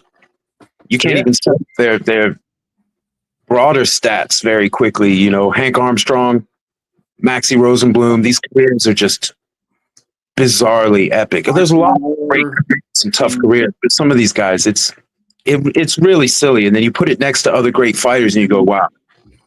Like Langford, and this is not a diss on Ray Leonard, but Ray Leonard, for all that greatness, as far as like how many top fights, Langford had more Hall of Fame opponent fights than Leonard had pro fights. Now Langford didn't win them all, but if you talk about the level of the fires that someone's trying to create a legacy within, some of these careers are so difficult. So that's how you can end up with a lot of losses. But if you look at the year-to-year record and you realize, oh, he had 14 fights that year. No, he didn't go undefeated. He lost a fight, but he had 14 of them. It wasn't like he had a fight and lost it and then he fought again the year after, which is maybe a little bit more of a modern thing. Forgive my ignorance, Josh. Has Spence fought since he lost to Crawford? No, he hasn't. It's been rumors, but we're talking like 3 years now. So whether he actually comes back, I guess we have to see it to believe it at this point. And in all likelihood, he probably shouldn't come back, just given the time. Yeah. And I mean, credit to him for even coming back at all after his accident. You know what I mean? Yeah. No, you're right. He come back off, made that. So it's like, but now if he didn't make any money, if you put him back in the day where the check from that event wasn't big, might have seen him some more in some of these records where fighters can afford to not fight. Mm-hmm. Some guys like Langford specifically didn't have that luxury. So even after he lost sight in one eye against Big Fred Fulton, in 17, he had, I think it was 6 fights before the year ended. I think I was in July. He lost to Fulton and lost sight in one eye. He kept going, man. He fought into the 20s with one eye, which is pretty wild. He kept fighting when he got a cataract in his good eye. But he didn't have that luxury. So again, with the records and looking at the records, not everyone has the luxury to say, okay, I'm out. That's enough for me. So that's a good thing about today's boxing. Top stars like Spence never wants to fight again, man. He got that money. Oh yeah, he definitely he can retire rich, and his kids can be as rich as he wants them to be within reason. He's set. So that is a great thing about today's sports. For all its that Crawford fight was a big one, and that was an accident for him there too. So he did do so. Real quick, Random, I want to ask you because Alistair had mentioned, he said he read that Langford and Johnson had a brawl and shootout in a club. Crazy stuff. Been looking for more sources to confirm, but a couple of papers reported it. And he mentioned sometime between 1910 and 1914. He had some screenshot saved on his phone, but couldn't download the paper. Had to look for it again. You heard anything about that? I haven't myself, but they did do like a benefit shortly after they had their actual fight in 06. They did a benefit, and Langford's retelling of what happened at the benefit was pretty heightened. Okay. As other people were saying, like Johnson kind of took it easy on him because his eye was still all swollen up from their fight. There's a famous picture of Langford standing next to Johnson. You can see Langford's got a big old black eye. He got a big old mouse under one eye. And I think that might have been taken at the benefit. Okay. But I haven't heard of them having a brawl or a shootout or anything like that. But it's also, if it was in that 1910 or afterwards, that's outside the scope of my book. So though I've researched Langford outside the scope of my book, I haven't really gone in chasing every lead the way I've tried to for the parts I'm actually trying to write on with authority. So no, so it could have happened, but I haven't actually seen anything about that myself that I remember. Oh yeah. Alistair mentioned he tried to look the shootout quickly on Google and couldn't find it. I'll look deeper and get back to y'all on that one. Okay, cool, good stuff. He also mentioned it was Joe Woodman who claimed Sam always had a bad eye from spilling time in it. And in an interview with the Afro-American in the 50s after Sam died, got to take Woodman quotes with a grain of salt. Okay. Oh, yeah, he got lime in his eye. I have seen that. I have seen that. Yeah. Oh yeah. I heard about that. And I think you mentioned that before too, as well, Random. Yeah, I take that. I mean, without saying that it's not real, as far as my book goes, I don't do any. If I mention reminiscences, they're always with the caveat that someone said it later, because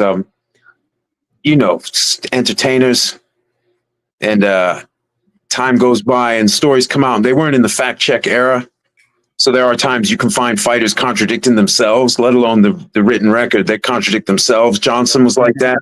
Say different things at different times. Langford did it to some degree. Wasn't unusual. Or you could see there's footage of Tommy Ryan, the welterweight, middleweight great.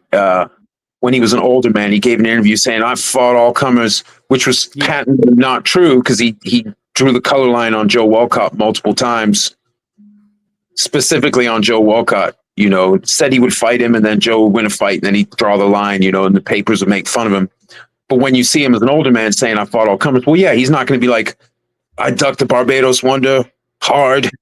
He's not going to say that about himself. He's going to want to feel good about his competitive career, and a lot of guys are like that, which is why I don't take that as gospel. Quite the opposite. I usually assume that if I can't find contemporary reporting, not that I assume it's a story, but I assume I can't trust the validity of the story, because people are same thing in music, man. I get together with my musician friends. They be talking some stuff. I'm like, I know it didn't happen like that. I was there too. I mean, that's what you remember through the beer haze, but that's not, so it's just like that. It's just human nature. And so, but that's part of the fun of studying the history, is the stories are very entertaining too, even if they were recycled from previous fighters, or all these great nicknames that someone had already had. Like Jimmy McLarnin was not the first Belfast Spider. Wasn't that one of his nicknames? He wasn't the first. Belfast Spider, yeah. Yeah, he wasn't the first guy to have it. I'm trying to remember the first guy's name. But a lot of these names, Cyclone, even Jack Dempsey. Jack Dempsey wasn't the first Jack Dempsey. He wasn't the first world famous Jack Dempsey, the great middleweight champion that Bob Fitzsimmons had thrown. Was an amazing fighter. He was one of the great technicians of his day.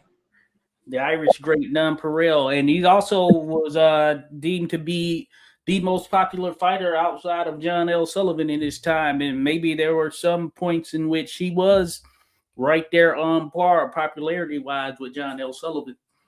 Yeah, I mean, Sullivan was super famous, but it wasn't that everyone loved him. Yeah, true. Hey, Sullivan was a stormy character, Like, he was. Even when he was older, he had to defend people coming at him saying he was never a champion, or trying to split hairs about the quality of his championship reign, or whether he was a champion or just a belt holder or what. There was controversy going all the way back, but by like 1903, John L. was penning some steamy articles defending his legacy. Oh yeah, he was. He were saying stuff. Yeah, and it's just like today, you're no real champ, or this and this, or you never fought this guy, and they picking apart careers. That didn't just start. That predates almost everything else. People attacking records or claiming fights or results that didn't happen. Yeah, he had a regular column. Jim Corbett had a regular column. I've used it in some videos before, but Corbett could be opinionated as well because of that regular column that he had. I forget who it was with, but yeah, you would customarily see fighters of that nature there who would be able to express themselves in the aftermath of their careers or whatnot. Yeah, and like this, so championships, because it's not a science, it's a sport. And there are people who control the reins at different times, and it gets complicated. There are people who claim a certain championship claim, even if they beat the guy after he'd already lost his claim, and they'd still be claiming it. And because body of work, reputation, because you could still get famous and get your purses bigger with the claim, even if everyone didn't accept it. Jack O'Brien tried to make a claim, like at 158. But Fitz was saying, well, I never lost it at 154. But this was after Fitz probably couldn't even make 154. And he was still saying it, though. And some of the press bought that. They said, technically, that's true. He did not lose it at 154. But people were, the middleweight limit had gradually sort of moved toward 158. Yeah, that's what makes Nonpareil Jack Dempsey so interesting because he was middleweight champion, but he was in that 150 range, and he oftentimes was in the mid to low 150s, even in the 140s at points, which just tells you something about just how good he was there. He's one that yeah, definitely have done some stuff on and covered. Man, top tier fighter there, but Fitz, Fitz of had a course, little bit of size on him, right, Josh? When they fought, Fitz was a little bit the larger man. yeah, I feel like I read them saying oh that would yeah, be to his advantage.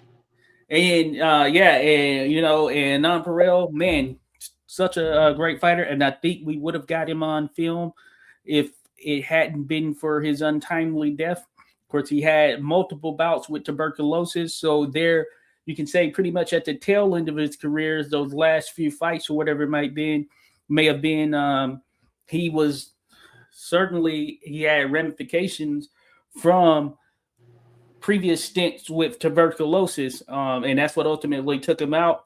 And yeah, I think yeah that size played in there, and of course, Fitz, we know he was a big puncher as well, so you factor all of that in. Yeah, he was able to get him.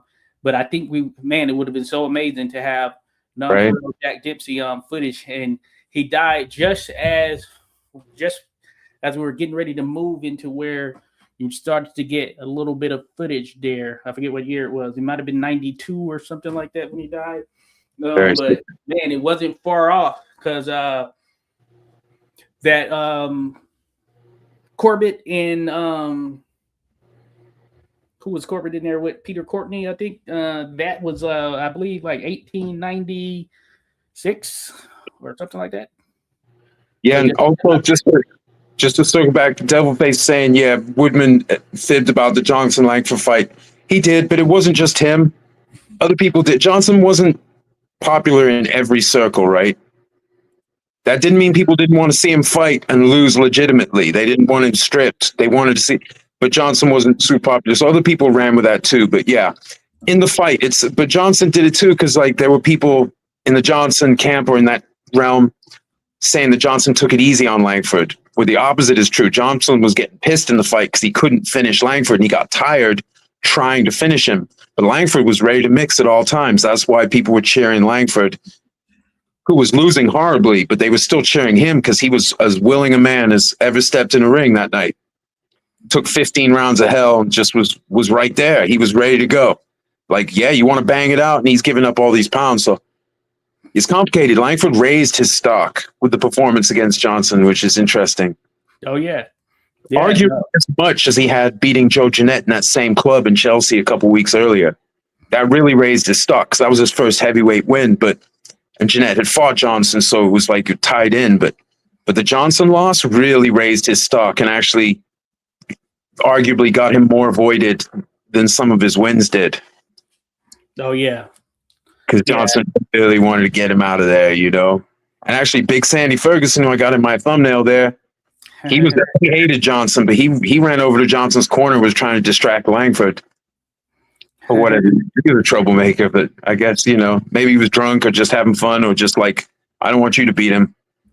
Yeah, Big Sandy, rough guy. I told you, and I think it's the Tommy Ryan video. For those that haven't seen it, check it out on the channel. I speak of, I believe it was that with Sandy Ryan getting into a fight at Tommy Ryan fight. I can't remember who Ryan was going against. He got into a fight with two people. I know one of them was the Detroit Tigers manager, the Detroit Tigers baseball team. And Sandy Ferguson got into a brawl with him and someone else there ringside at a Tommy Ryan fight. You had to look at the video to see which one it was. But he was a wild guy for sure. Yeah, Sandy was off the hook. But he didn't have the discipline. Mm-hmm. And he or the cleverness to beat someone like Johnson, but he didn't have the discipline in general to capitalize on his size. So there were really big guys back there, but really big guys who were also really good. Just like today, were few and far between. Jeffries, part of the reason he was held in such high esteem, unreasonably high esteem, like where he didn't even have to fight a lot of the top guys. He could just say no, and writers would back him up on it. Like they needed to show more to even get in there. But part of it was he was a really big guy, a big unit of a man who was good and picked up stuff from Tommy Ryan and others. So he knew how to fight. And You he know, has a style that was difficult to punish him effectively. You could hit him, but Fitz hit the hell out of him, but Fitz couldn't stop him. And oh so yeah, he caught up to Fitz, and that's a danger too. That's like the heavyweight danger. You know, you can be winning right up until the point you start losing badly, because it pays off. The big shots pay off more at heavyweight. You don't see as many smaller fighters where they're like hoping for the one big shot to turn the fight. It's just harder to do without all that weight behind the punch, I feel like. oh yeah. No, I'm with you there. And the funny thing is, and I kid you not, I have a script that I've started.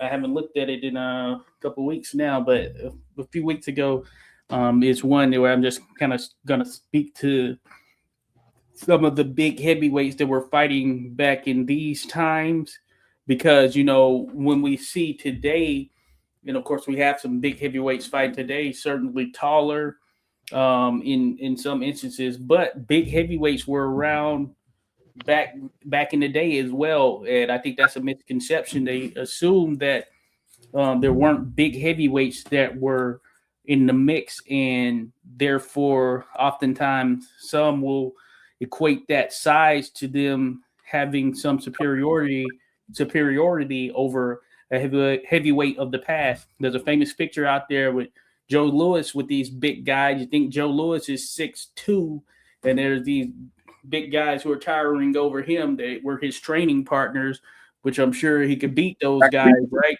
And then you go back further, there have been big guys in the mix. You mentioned Sandy Ferguson, 6'3", 200 plus pounds. Think about Big Bill Tate, 6'6", 200 plus pounds. Think about freaking George Godfrey, the number 2 George Godfrey, that Olympia Seattle, 6'3", 250 pounds. And he could move well, had a pop and speed to him.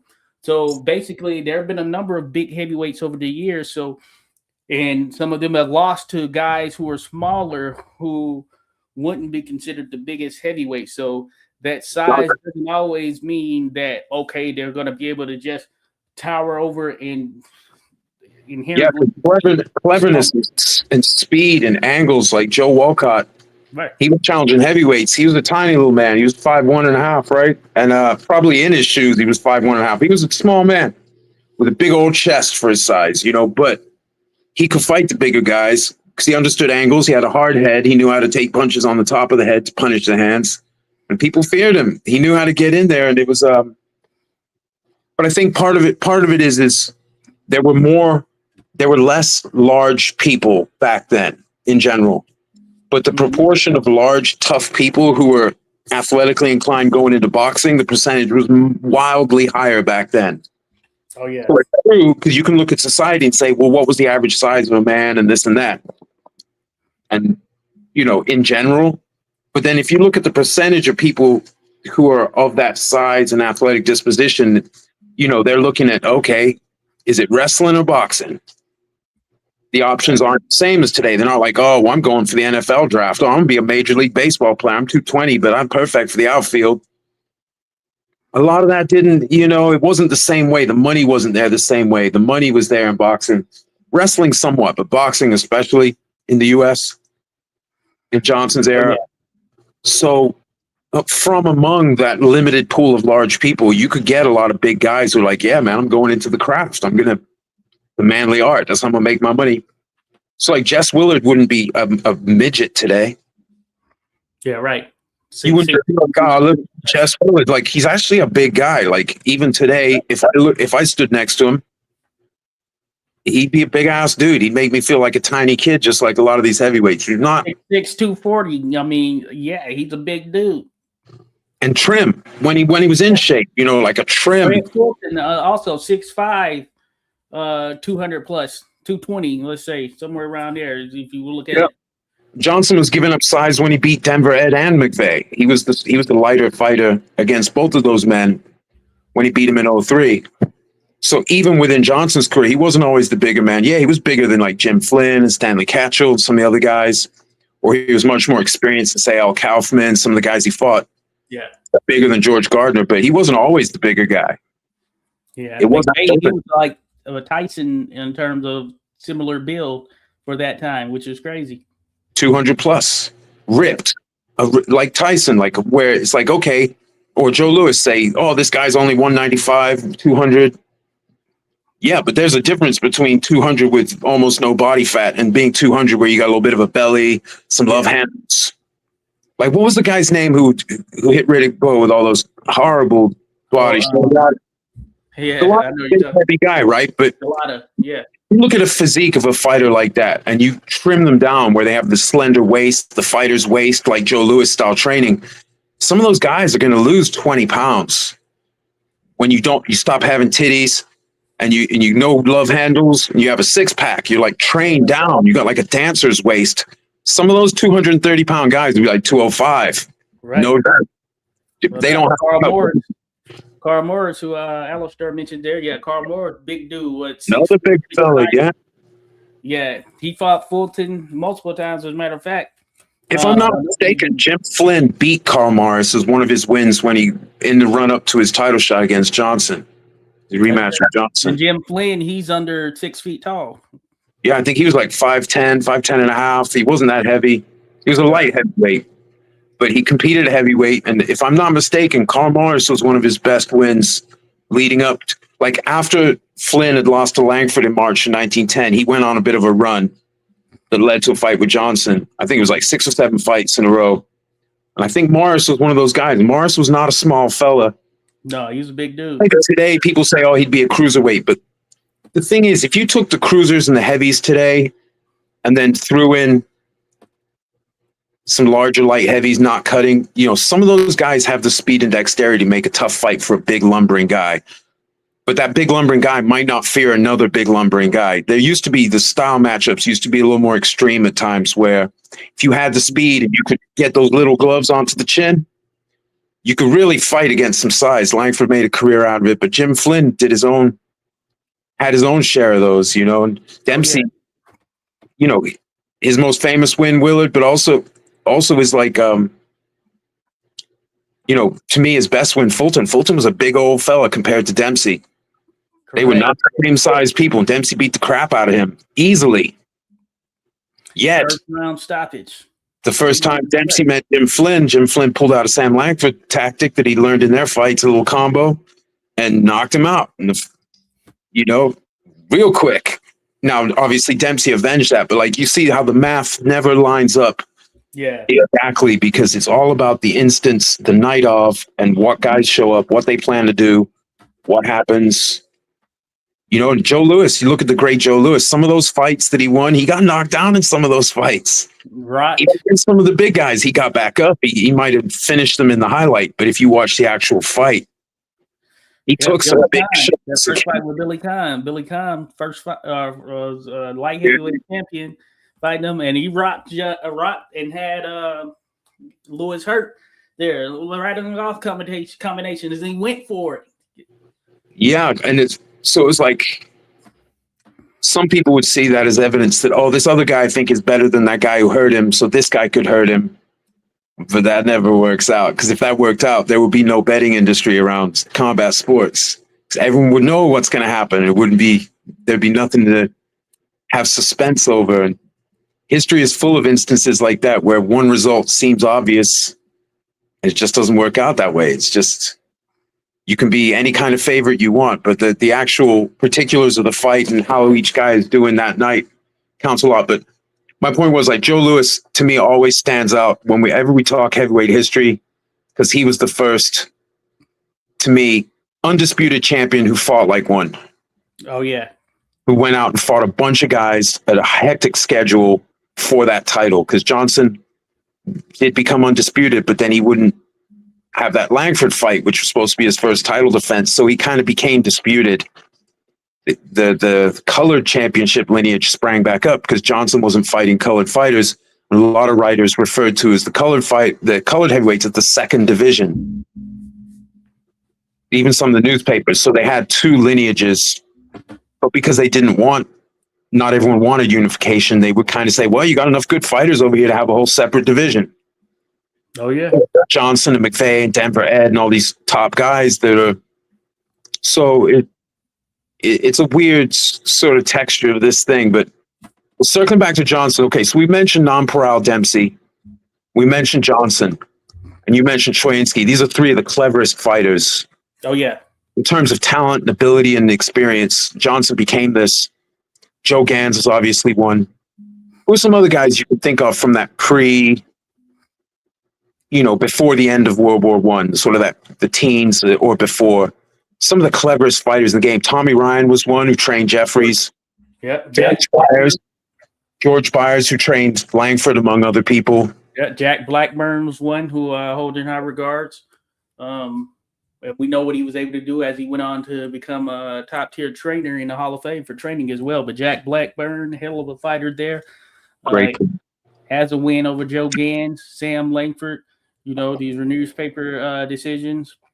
And that just speaks to just his cleverness from an overall perspective as well. And he had the amounts of fights, if you look at his resume, to even back that up. So he's another one that I hold up there for sure. You had some other guys who don't get mentioned as much, like Dave Holly. We've talked about Dave Holly random. I know we did something on Holly versus who was it? I think we did the third fight of Holly versus I'm trying to think of who it was. I don't know if it was Gans. We did talk about Holly. I can't remember though. Gans or we have a video where we discuss him versus someone. Can't remember as well here. Yeah, he was a hell of a fighter.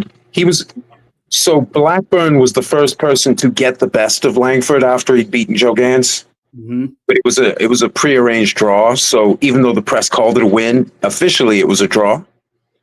But Holly was the first guy to get a points win over Langford, an official win over him after he'd beaten, like about 4 months after he'd beaten the great Joe Gans. This is Joe Gans who was amid this wonderful run of fights and who would remain champion. So it wasn't like, Mm-hmm. So Holly was right up there. He was one of the best. And, and in 1904, by the end of 1904, Langford and Holly were getting called out by a lot of welterweights. Oh, yeah. Because before the injury to Joe Walcott's hand, because they were seen as the top welterweight contenders, and the winner of their fight was supposed to fight the winner of Joe Gans and Joe Walcott. But both fights ended in a draw. Oh, yeah. And and George Byers, because Alistair reminded me that going back to a secret fight, wasn't it George Byers who supposedly beat Walcott in a private fight? That is the case there, because Byers and George Godfrey, the original George Godfrey, they were cousins, both Canadians from the Bog. And this was arranged in George Godfrey's gym in Boston. And he handed it to Barbados Joe Walcott in this private affair there. But George Byers, he's another one. And I did a discussion on him not too long ago there, Random, but another one not oft mentioned, former colored world middleweight champion. And he would have been a good opponent for Tommy Ryan. That fight didn't happen, but that would have been an excellent one right there between the two going at it there for middleweight supremacy. And they paralleled each other. And Byers had a short career, only 9 years, just from an overall standpoint. So he retired early. And we could see him in that footage. Shout out to Miter, who had mentioned this. But he's in Byers. He was training Sam Langford, of course, and he's in that footage that is out there of Sam Langford versus Fireman Jim Flynn. The footage that is out there, you'll see George Byers there. He hops in the ring. He's like the first to hop in the ring there, looking directly at the camera, chewing some gum. And man, hell of a fighter, hell of a trainer. Renowned trainer, like even 6-7 years before Langford and Flynn fought, and where we have the footage of George Byers. Byers was already being hailed even before he'd officially retired. Before he'd stopped fighting. I don't know if he ever officially retired, but he was already hailed as one of the best cornermen you could have, trainers and cornermen you could have in the sport of boxing. Byers was held in very high esteem. Yeah. When the Armory Athletic Association, when they opened up in the arena building, the same building Langford had beaten Joe Gans in, but years later, Byers was appointed head instructor there. So Langford trained with Byers. He might have already trained with him because they ran in some of the same circuits, but he certainly, early 1908, Langford got back from the West and he was training for a fight with Joe Jeanette in, I think it was March 3rd, 1908. And and he trained with Byers. Byers was the guy, man. And they worked together for quite a few years. Oh yeah, The circumstance of his Byers' departure, if he just got sick of the game and decided to go do other things. But yeah, he was a top guy. Bob Armstrong was another guy who trained to form a top heavyweight. Another victim of the color line, but he'd Bob Armstrong. Yeah. And actually, Jeffries had a 10-round tough fight with Bob Armstrong and hurt his hand. Jeffries was trying to do a Fitz and fight two guys in the same night. But he claimed he hurt his thumb, but I also saw reports he gassed out against Bob Armstrong in the first of the two fights, and then he went home. He didn't fight the second one. That was an attempt to build some acclaim the way Fitz had done. Like, hey, I'll fight three guys in a night. I don't care. Yeah, him and Denver Ed, they ran in similar circles there. Denver Ed Martin, who we mentioned. Hey, random, there's one from Historical Boxing Society that said, what's both of your opinions on who had more knockout power, Johnson or Jeffries? Interesting question. Good question. That's a very good one. Strictly power, Jeffries. Delivery system. Thing is, Johnson wasn't like he matured into a fighter who wasn't necessarily high on risk. So I don't know about the capability, but as far as like the way they employed their skills, I would say Jeffries probably just had more raw power. He was quite the athlete. So when he was still good, he hit hard. But as far as like getting the punches to the target, Johnson may have had a higher capacity to do it, but wasn't necessarily the same tank of a man, at least for a lot of his career, if that makes any sense. Yeah, I would kind of lean in that direction as well, because with Jeffries, of course, just in terms of raw power, he's likely the stronger guy, the super athletic, strong guy, built for endurance and all of that stuff. That being said, his knockouts were usually, I guess you can say, attrition knockouts in some sense.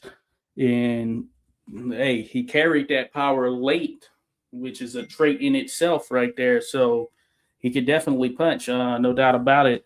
Yeah, I think there's just some slight differences there. Johnson, of course, he got some later ones as well. But I think if you were to kind of measure it from the standpoint of if you put them in with that mission right there, prime for prime, just go for that knockout. I think Johnson might be a little bit more explosive in that capacity. But that being said, the stronger guy is Jeffries, I would say. Yeah, I think Jeffries fought. He loaded up on shots in a way that Johnson did not. His style, he liked to counterpunch, hit you coming in, frustrate you, and or at least as Johnson matured into that guy. But so I don't know. Like in ability, it's probably a tough one to say. But as far as like who actually went that route, Jeffries was big on that. He wanted to knock somebody out, end it. But you could joke and say the answer is Joe Louis. Because neither of those guys like Joe Louis. And Joe Louis is the combo killer. Right. Timing, the slight pauses, the angles, the upper body move. I mean, Jack Blackburn, we said he's clever. Obviously, Louis wasn't his only student, but he really got to like pour his knowledge properly into Louis as far as how would you craft the perfect heavyweight killer. And eventually, Joe Louis got pretty close. He did have the loss where Schmeling capitalized on a stylistic opportunity, but Schmeling was a great fighter too. It's not like anyone could do that. Just like, we'll say like with Joe Louis, like, oh, Billy Conn, this and that. Yeah, but there aren't that many Billy Conns walking around either. That's another great singular fighter. Like a great fighter having a great night against a great opponent does not mean anyone can waltz in, even other greats, and do the same thing. It can't necessarily be replicated. Oh, yeah, no doubt about it. Fights. Like, for all we know, Andy Ruiz was the only guy who could knock out Joshua that night. Either the only guy who Joshua would take seriously, or this and that, or had the hand speed, or the recovery, or that short hooks when he was already buzzed, and the ability to stay. Maybe that was his night, and other guys might have gotten pummeled. Maybe if Big Baby Miller hadn't been on the juice and had the fight, maybe I wanted Miller to do well because he was a kickboxer once. So I'm like, yeah, kickboxer. But if he had actually gone to that fight, maybe he gets destroyed with ease by Joshua. We don't know. just because Ruiz did it and Ruiz was a big underdog, short notice, but that doesn't mean everyone else or anyone else necessarily could do it. Just like people say with Buster Douglas and Iron Mike. Oh yeah, Buster was on that night and lost his That mom. night. Had a lot of stuff going on that everything came together, and maybe Mike believed the odds more than he should have. Different people around him than when he came up, you know, less regimented mentality, and that doesn't mean anyone could do it, but like, you know, these things do happen. So throughout history, there's all these near upsets as well as actual upsets. And you just never know. That's what makes it the fight game so great. Yeah, Mike's whole team was confident in that contest. They didn't even bring an in swell because they thought it was going to be over quick, and came back to bite him. I'm trying to remember what other fight was like that. I feel like it might have been the Jeff Lacey fight against Calzaghe. Yeah. Calzaghe. I sort of halfway remember. Lacey. Was it that fight where they were quizzing the corner about not having a, you know, compressing the thing or something? It was one of those Calzaghe fights. I feel like the guys and they were quizzing him like, you didn't even bring the, you know, don't take anyone lightly. You never know what's going to happen in these. He was swollen and cut. I mean, 2-ton Tony Galento. 2-ton. Landed on Joe. He did more to Joe Louis than most. And Galento was no joke. I mean, he was one of the top contenders. He was on, you know, he wasn't a, but if you look at him, you'd be like, all right, Ruiz, predecessor, you know, look at you with the beer belly. But that doesn't mean anything, man. Yeah. You don't put bellies in the game. Yeah. In this boxing game, you can't judge a book by its cover for sure. You look at James Toney when he got bigger, and by the math, he should be losing because he's a guy he was 200 pounds in high school. He cut weight to make his fighting weight. But, you know, when he's up over 200 and he looks a little portly and this and that, you still couldn't take him lightly, even though he didn't have the kind of power of other aging fighters, but he had that technique and you just never knew. I love watching him fight, even when he loses. He's so calm. He's just like, it's going to be all right. I'm at home here. I'm like, dude, you got giant set on you, brother. Right in the pocket, like nothing's wrong. Like that's his office. And it was, you know, but certain fighters, like Mike McCallum is another fun guy to watch if you just want to see someone who's so clever. Yeah. They're the inheritors of like the non-proud Dempseys and the guy, you know, these like Tommy Ryans, these especially clever fighters. That's what it is. It's not just intelligence. It's the actual instincts and the reaction to take advantage of those little gaps. Joe Gans punching the armpit and stuff to put you off balance, you know, doesn't block the jab. He punches you in the armpit while you're jabbing, and then that braces you for the cross that's coming. One of his knockouts on film, you can see that. One of his famous knockouts. Jabs him right in the pit. You know? And the next punch is a knockout punch. Or is a knockdown punch. Yeah. So it's cleverness. So that was Johnson's main thing. To circle back to Johnson, that was the main thing. But I want to quiz you here, Josh. Okay, so on the theme of what you brought up earlier that people asked for, Johnson's biggest duck. If we're allowed to use the slang term duck, no disrespect intended, but his biggest matchup that didn't happen.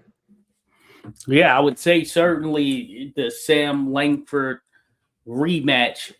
That I think that has to be the one right there, because I think that ultimately people wanted to see that fight despite what Johnson stated. And I think that would have been a major test for him, a huge test, of course. And ultimately we didn't get that contest. Now, by that same token, nobody else gave Langford a shot at the world heavyweight title. So it's not just solely Johnson who didn't give him a shot. You know, we think about the fact that Johnson didn't fight him, of course, but I would say it's definitely Sam Langford, because I think there was history there. Of course, there's history with all those guys that were in and around there, but Langford is the one, I think, as we look back on it, and of course, hindsight is 50-50. If we look back on it, that's probably the one that I think would have done wonders for Langford and Johnson at that particular time. And as I had noted, I noted this in a comment for sure. Now, while many feel that in likelihood Sam Langford would have won, it's not a guarantee that Sam Langford was going to beat Jack Johnson, regardless of how we may feel about it from an overall perspective. It wasn't a guarantee that that Langford was going to go in there and it was going to be easy work or anything of that nature. I think it would have been a tough fight for essentially both of them. In likelihood, Langford he had what it takes to actually get the victory, but certainly it wasn't a 100% guarantee. No, it wasn't like a Harry grabbed Johnny Wilson where Wilson's running scared and people pretty much have the sense that if you put them together, you got a new middleweight champion and the guy knows it. And it wasn't like that. Johnson was a brilliant fighter, a real genius in the ring, with spatial awareness and timing. And he was at least as clever as a prime Langford. But the real shame of it is, so Johnson made that huge pile of money, July 1910, fighting Jeffries.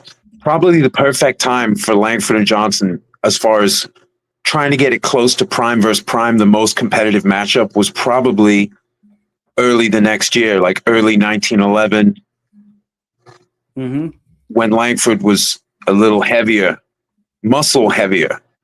But he wasn't 1913 where he'd started to put on some extra pounds, so Langford was maybe, I don't know, like when he fought Bill Lang early that year, beat him up, fought Sam McVeigh to a draw 20 rounds. He lost to McVeigh on points at the end of the year in Australia, but McVeigh and Johnson, not the same fighter, you know what I mean?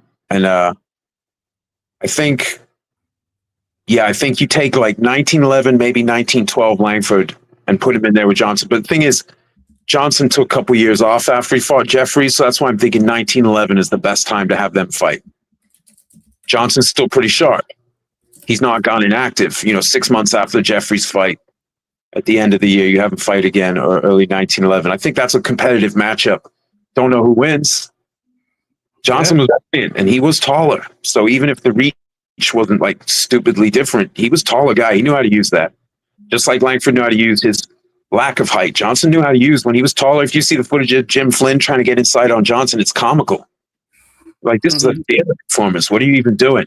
But Jim Flynn had a certain style, but Jim Flynn got inside on Langford. He made price, but he was able to close the gap. But if you see him try to close the gap on Johnson, it's laughable. Because Johnson's cleverness and his relative size to Langford, that's a very competitive fight. It's just a shame it didn't happen, the second one. But luckily for history, Langford did have long fight series with other great fighters. Yeah, I agree there. Yeah, it's a shame it didn't happen. And we were talking about Mr. G had mentioned Jeffries and wanting no part of Peter Jackson. And then Jake mentioned Jeffries knocked Peter Jackson out in 3, which he did. That was past it, Peter Jackson, and no question about it. That Jim Jeffries that fought Jack Johnson was not a prime Jim Jeffries. Had been out of the ring for nearly 6 years, for the most part. So he made it official. He made it official in 1905, but I think his last fight was actually 1904, and that was that Jack Monroe fight. And the first significant punch he landed on Monroe ended that fight.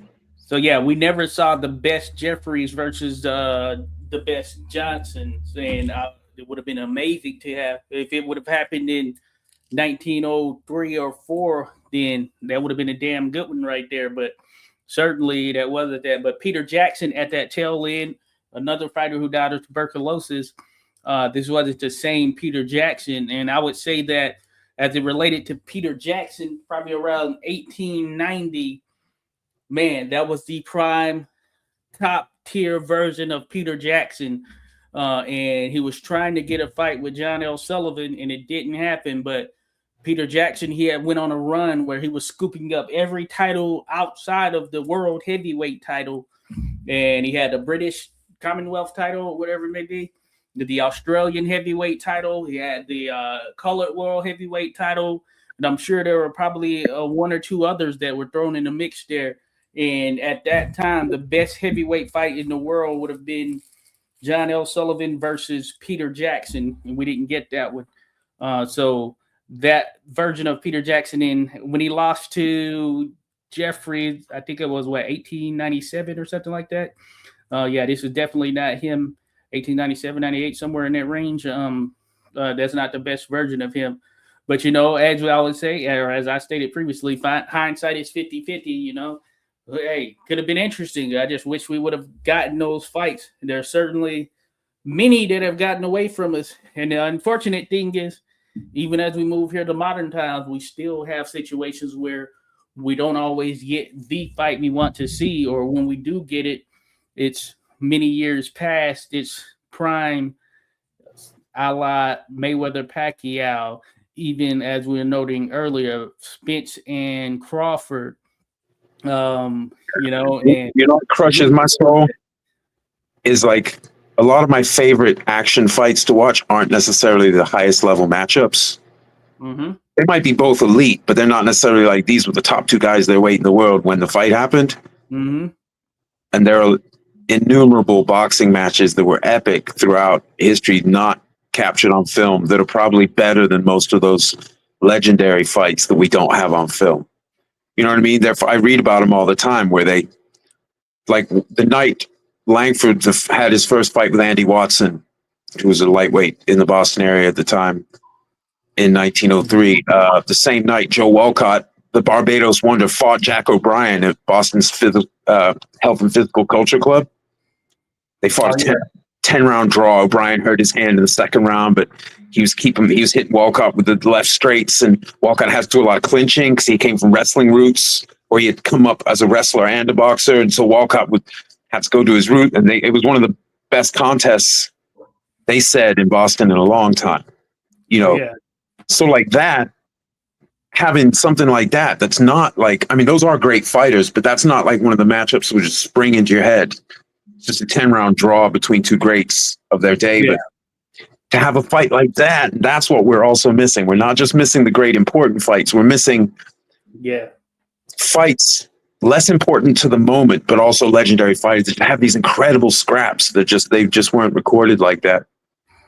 But we can sort of do a little bit of math in that we can't always see a fighter himself fight, like with Greb, but there's footage of lots of his opponents fighting. You can tell they can fight. You can look at their record and you can extrapolate out. Like, obviously these guys knew how to fight. Like Greb in one of his probably his most famous when he whooped the crap out of Tunney. Gave up side, just beat him down, just smashed him up, right? We've seen Tommy Loughran, what he can do. Oh, Loughran, one of the great fight. I mean, Loughran, last time I did my top 20, he was in my top 20 of all time, pound for pound. Tommy Loughran's resume is stupidly large. He was busy, man. He was like not always busy as a champion. He moved up. He abandoned light heavyweight to go chase heavyweight gold, just like so many greats have done. Fitz pulled it off, which is incredible. One of the reasons he endures. Fitz was the middleweight champ and then actually conquered heavyweight. There aren't too many guys who've done that. Tommy Burns did it sort of in Jeffrey's shadow, but Tommy Burns did it too. He was a middleweight at one point. A lot of these guys were. Marvin Hart was a middleweight at one point.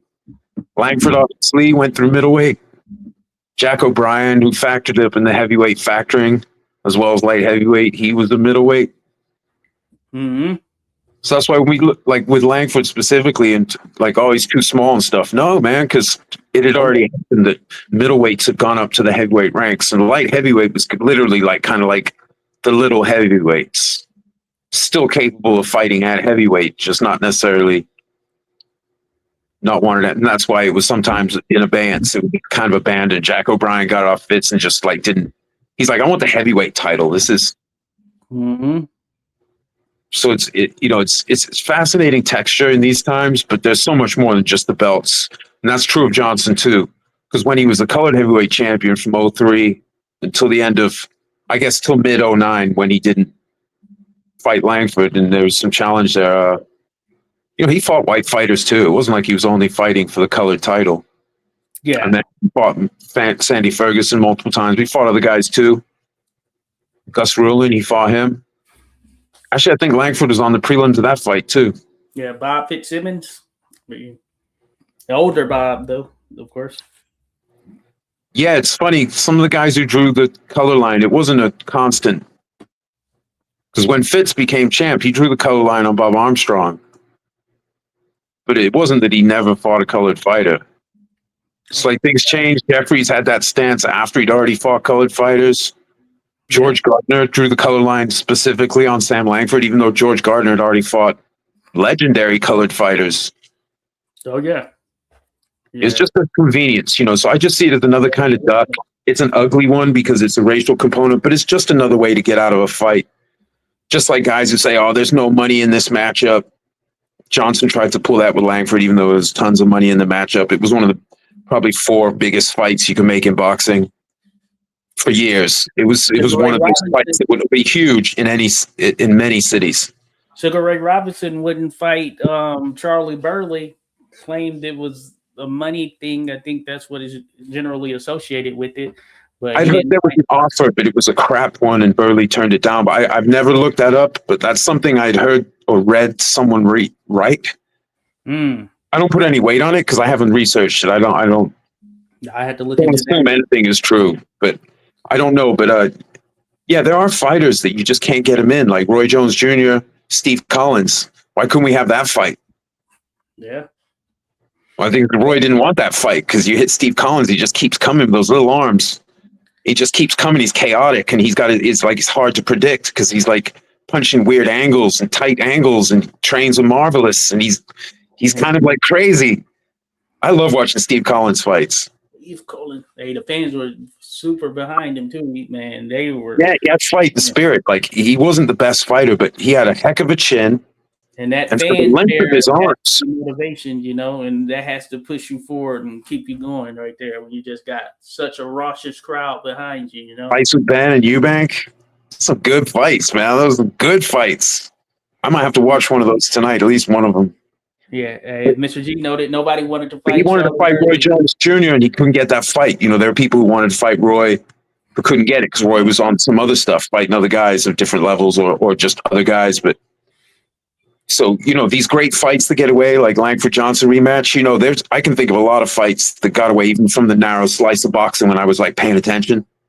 To be honest, when Calzaghe retired, I lost a lot of I was never a huge boxing fan anyway, but like Calzaghe's retirement kind of was around the time when MMA was really getting, you know, like I was getting really into it. That was sort of like part of the changeover. Because I guess like Kung Lee, Frank Shamrock, I haven't even thought about the dates in so long, but maybe that was 09. Yeah, I don't know. I didn't think about it, but they fought in the Strike Force. Yeah, and I trained in Sanshao, so like Kung Lee was a legend in that, and Frank Shamrock was already famous fighters. That was the fight that really got me into MMA 100%. But I'm trying to remember when Calzaghe fought his last fight. It wasn't much before or after that. It was around that same time. So somewhere around there. I left it cold. But I came back for the old school because the history of boxing is just absolutely fascinating. And these are like some of the toughest athletes of all time. Yeah, no doubt about it. I mean, yeah, you think about it. Hey, and I think that's what keeps bringing us here. It keeps us talking about it. We've been going for 2 hours here, random 2 hours. That's how we roll. Well, let me ask you something though. Where does Johnson come in? Have you ever tried to rank your all-time heavyweights? Where does Johnson come in? I'm curious how you approach that. Like, what do you weigh? Because do you weigh like the resume, or do you weigh like how you picture them if they fought, or common like stylistic opponents? How do you even look at that? Where's Johnson come in? I think you have to have a mixture of all of that, you know, and while some may or may not, just think about the impact and all of that stuff that falls in there as well. But certainly I think kind of most weight would be on kind of stylistically what you think they could do. You have to take into account their eras, the opponents who they were in there with, all of that stuff, and go from there. I haven't fully flesh things out in totality, but I would say he would be in all likelihood on the back end of my top 10, somewhere in there, or somewhere in the mix there. When I think about top 5. I know for sure for me, I'm gonna have, of course, Muhammad Ali, Joe Louis. Um, Also, so Muhammad Ali, Joe Louis. I'm gonna have Harry Wills in there, though I had to see where. And this is not ranking them. There, man. Yeah, There's so honestly, many. Wills has a stronger resume than Johnson. He may Yeah, not be historically significant because of the specifics of the drama of his day, but I feel like he has a better resume. yeah. I know Mr. G says just after Lewis, and Lewis is number 1 for him. Okay, yeah. So Johnson, it could slip in there in top 5. I really had to think about it. Maybe we had to do a show on that. Random. Maybe we Let's can go on top 10. I can revisit my top. I did one for a show with BL on the scrapbook. Okay. I could revisit it because I probably, revisit it. that was a couple years ago, and I see the sport a little differently. And I'm gonna really put my heart and mind into it for sure. Let's revisit it there because Johnson may be higher than what I think. Actually, Yeah, but I love the heavyweight. I love the heavyweight debate because just the top 2, the Ali Lewis, is such a choice. It would be in any weight class, but especially the premier division. Historically, like the Lewis Ali. I think the last time I did it, I had Ali number 1. Oh yeah. So the strength of competition. What's that? I said that's who's likely going to be my number 1 right there. Muhammad Ali. Yeah. I mean, and even you don't even have to get into his cultural significance or his humanity and just his influence in all these other ways that he was able to inspire countless people. You can just go strictly on Ali's resume, and I think that's number 1. But I do think it's close with Lewis. But I don't factor in the years that Ali wasn't fighting. Like I don't fill in the gap. Not a gap, but I don't fill in the time in the resume and infer oh, he could have won this or this, because lots of fighters have breaks for different reasons. Break your pinky finger in a fight, take a year off or something. You can't. So I just see it like that. So but I could see how people would say in Ali we lost part of his prime, so that makes him even greater. I mean, it's all there. It's all celebrating these guys who are gone now. So it's on us to celebrate it. There's nobody.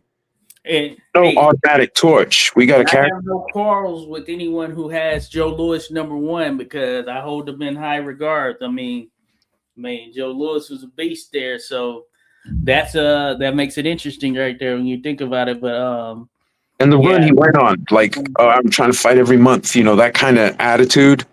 Yeah. And someone I can't remember who. You'll have to forgive me, guys, in the chat. But someone in the chat had mentioned Tommy Burns.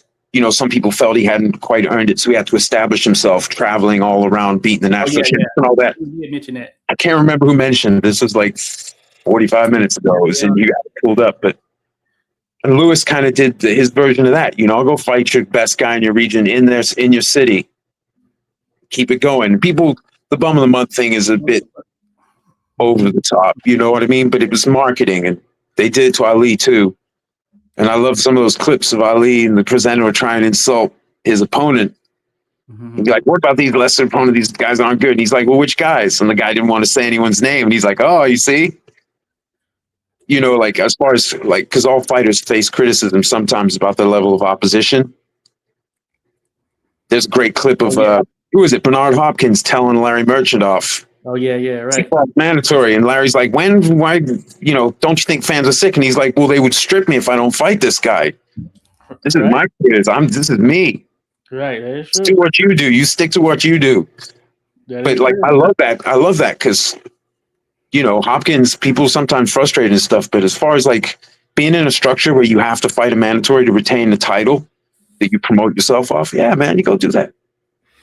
Right. No. I think they have to do 1 a year, right? 1 a year, or is it 1 a year for each organization, each sanctioning body? Is that how that works? Yeah, usually, but they make exceptions for sure because there have been some individuals who've held unifying something years and not defended it, and they let them keep their belt. And then there's some who you get a week after a fight, and they're like, in 30 days you have to fight such and such, make a fight with this mandatory, or you're stripped of the title. So it can certainly politics in that regard.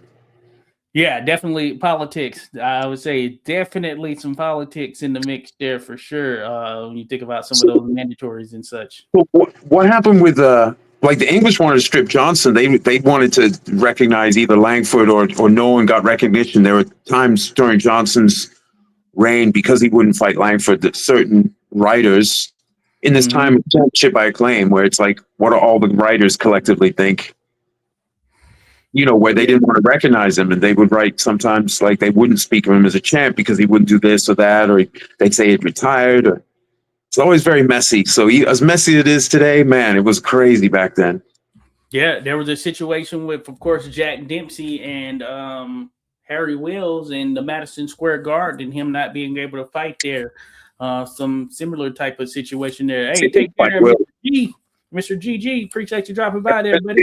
thanks and thanks. I think it might have been you that brought up the thing about Burns, which I related to Joe Lewis. So thanks if that was you, and thanks Oh anyway. yeah, Mr. G, aficionado there of the Good history. work. Appreciate him for sure. There, have some great conversations. Excuse me, but yeah, so yeah, you do have a mixture of that with the mandatory stuff.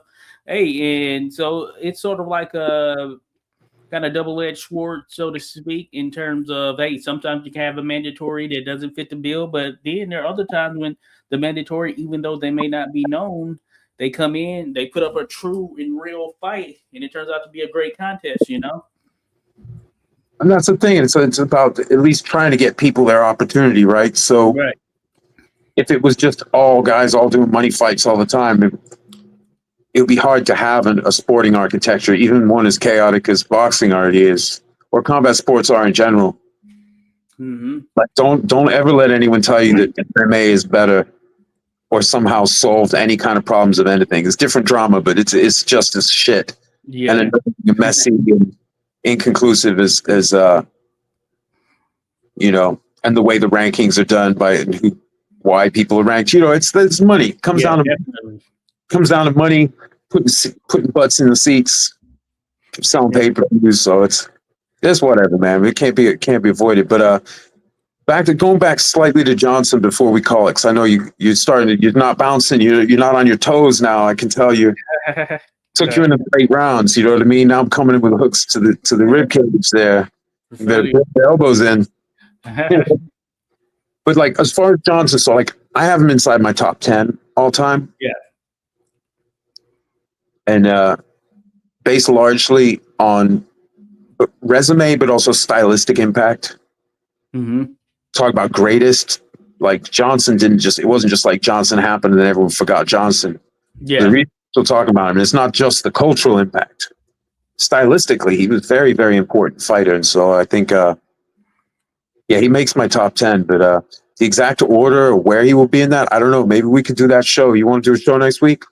Let's do it. Let's make it happen there. I think this will be a good one for sure. To kind of really dive into such. We can shoot for next week. Let's make it happen.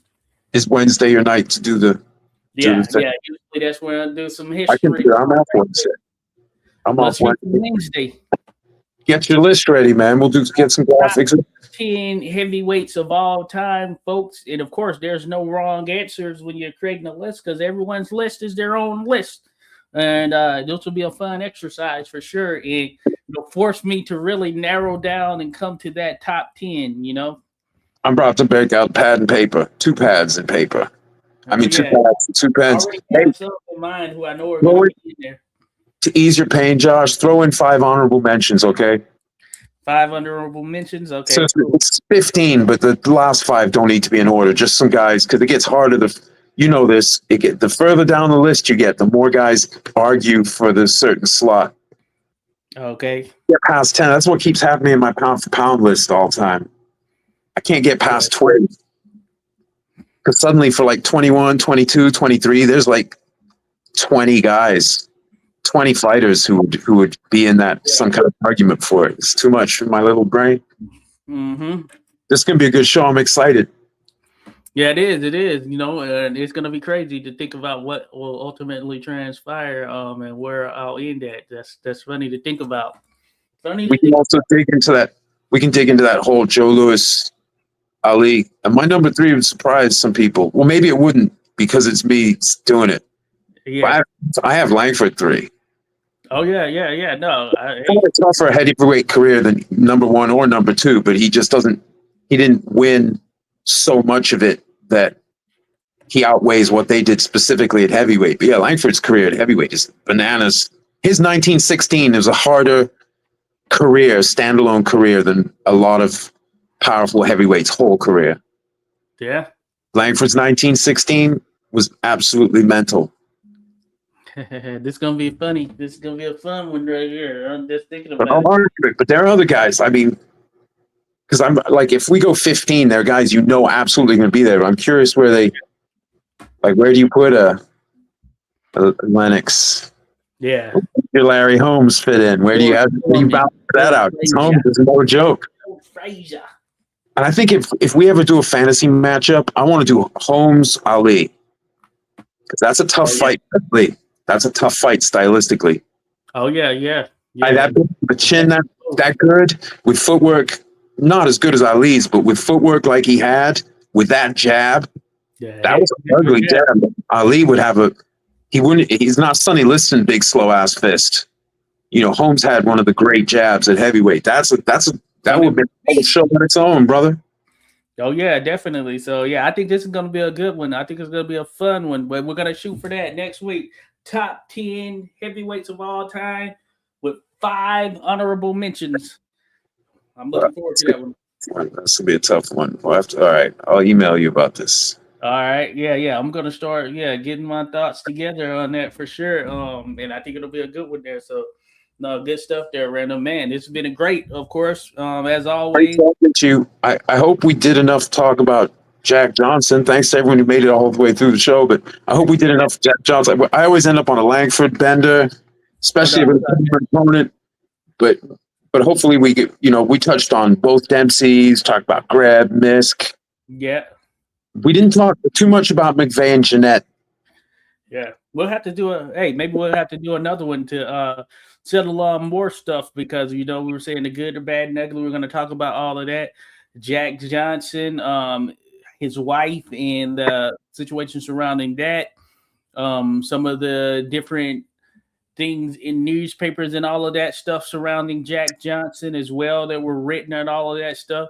Some of the allegations regarding domestic violence and things of that nature surrounding Jack Johnson. I mean, there's a full gamut out there, and we've talked about a number of the things, but realistically, he's hard to digest in one simple setting.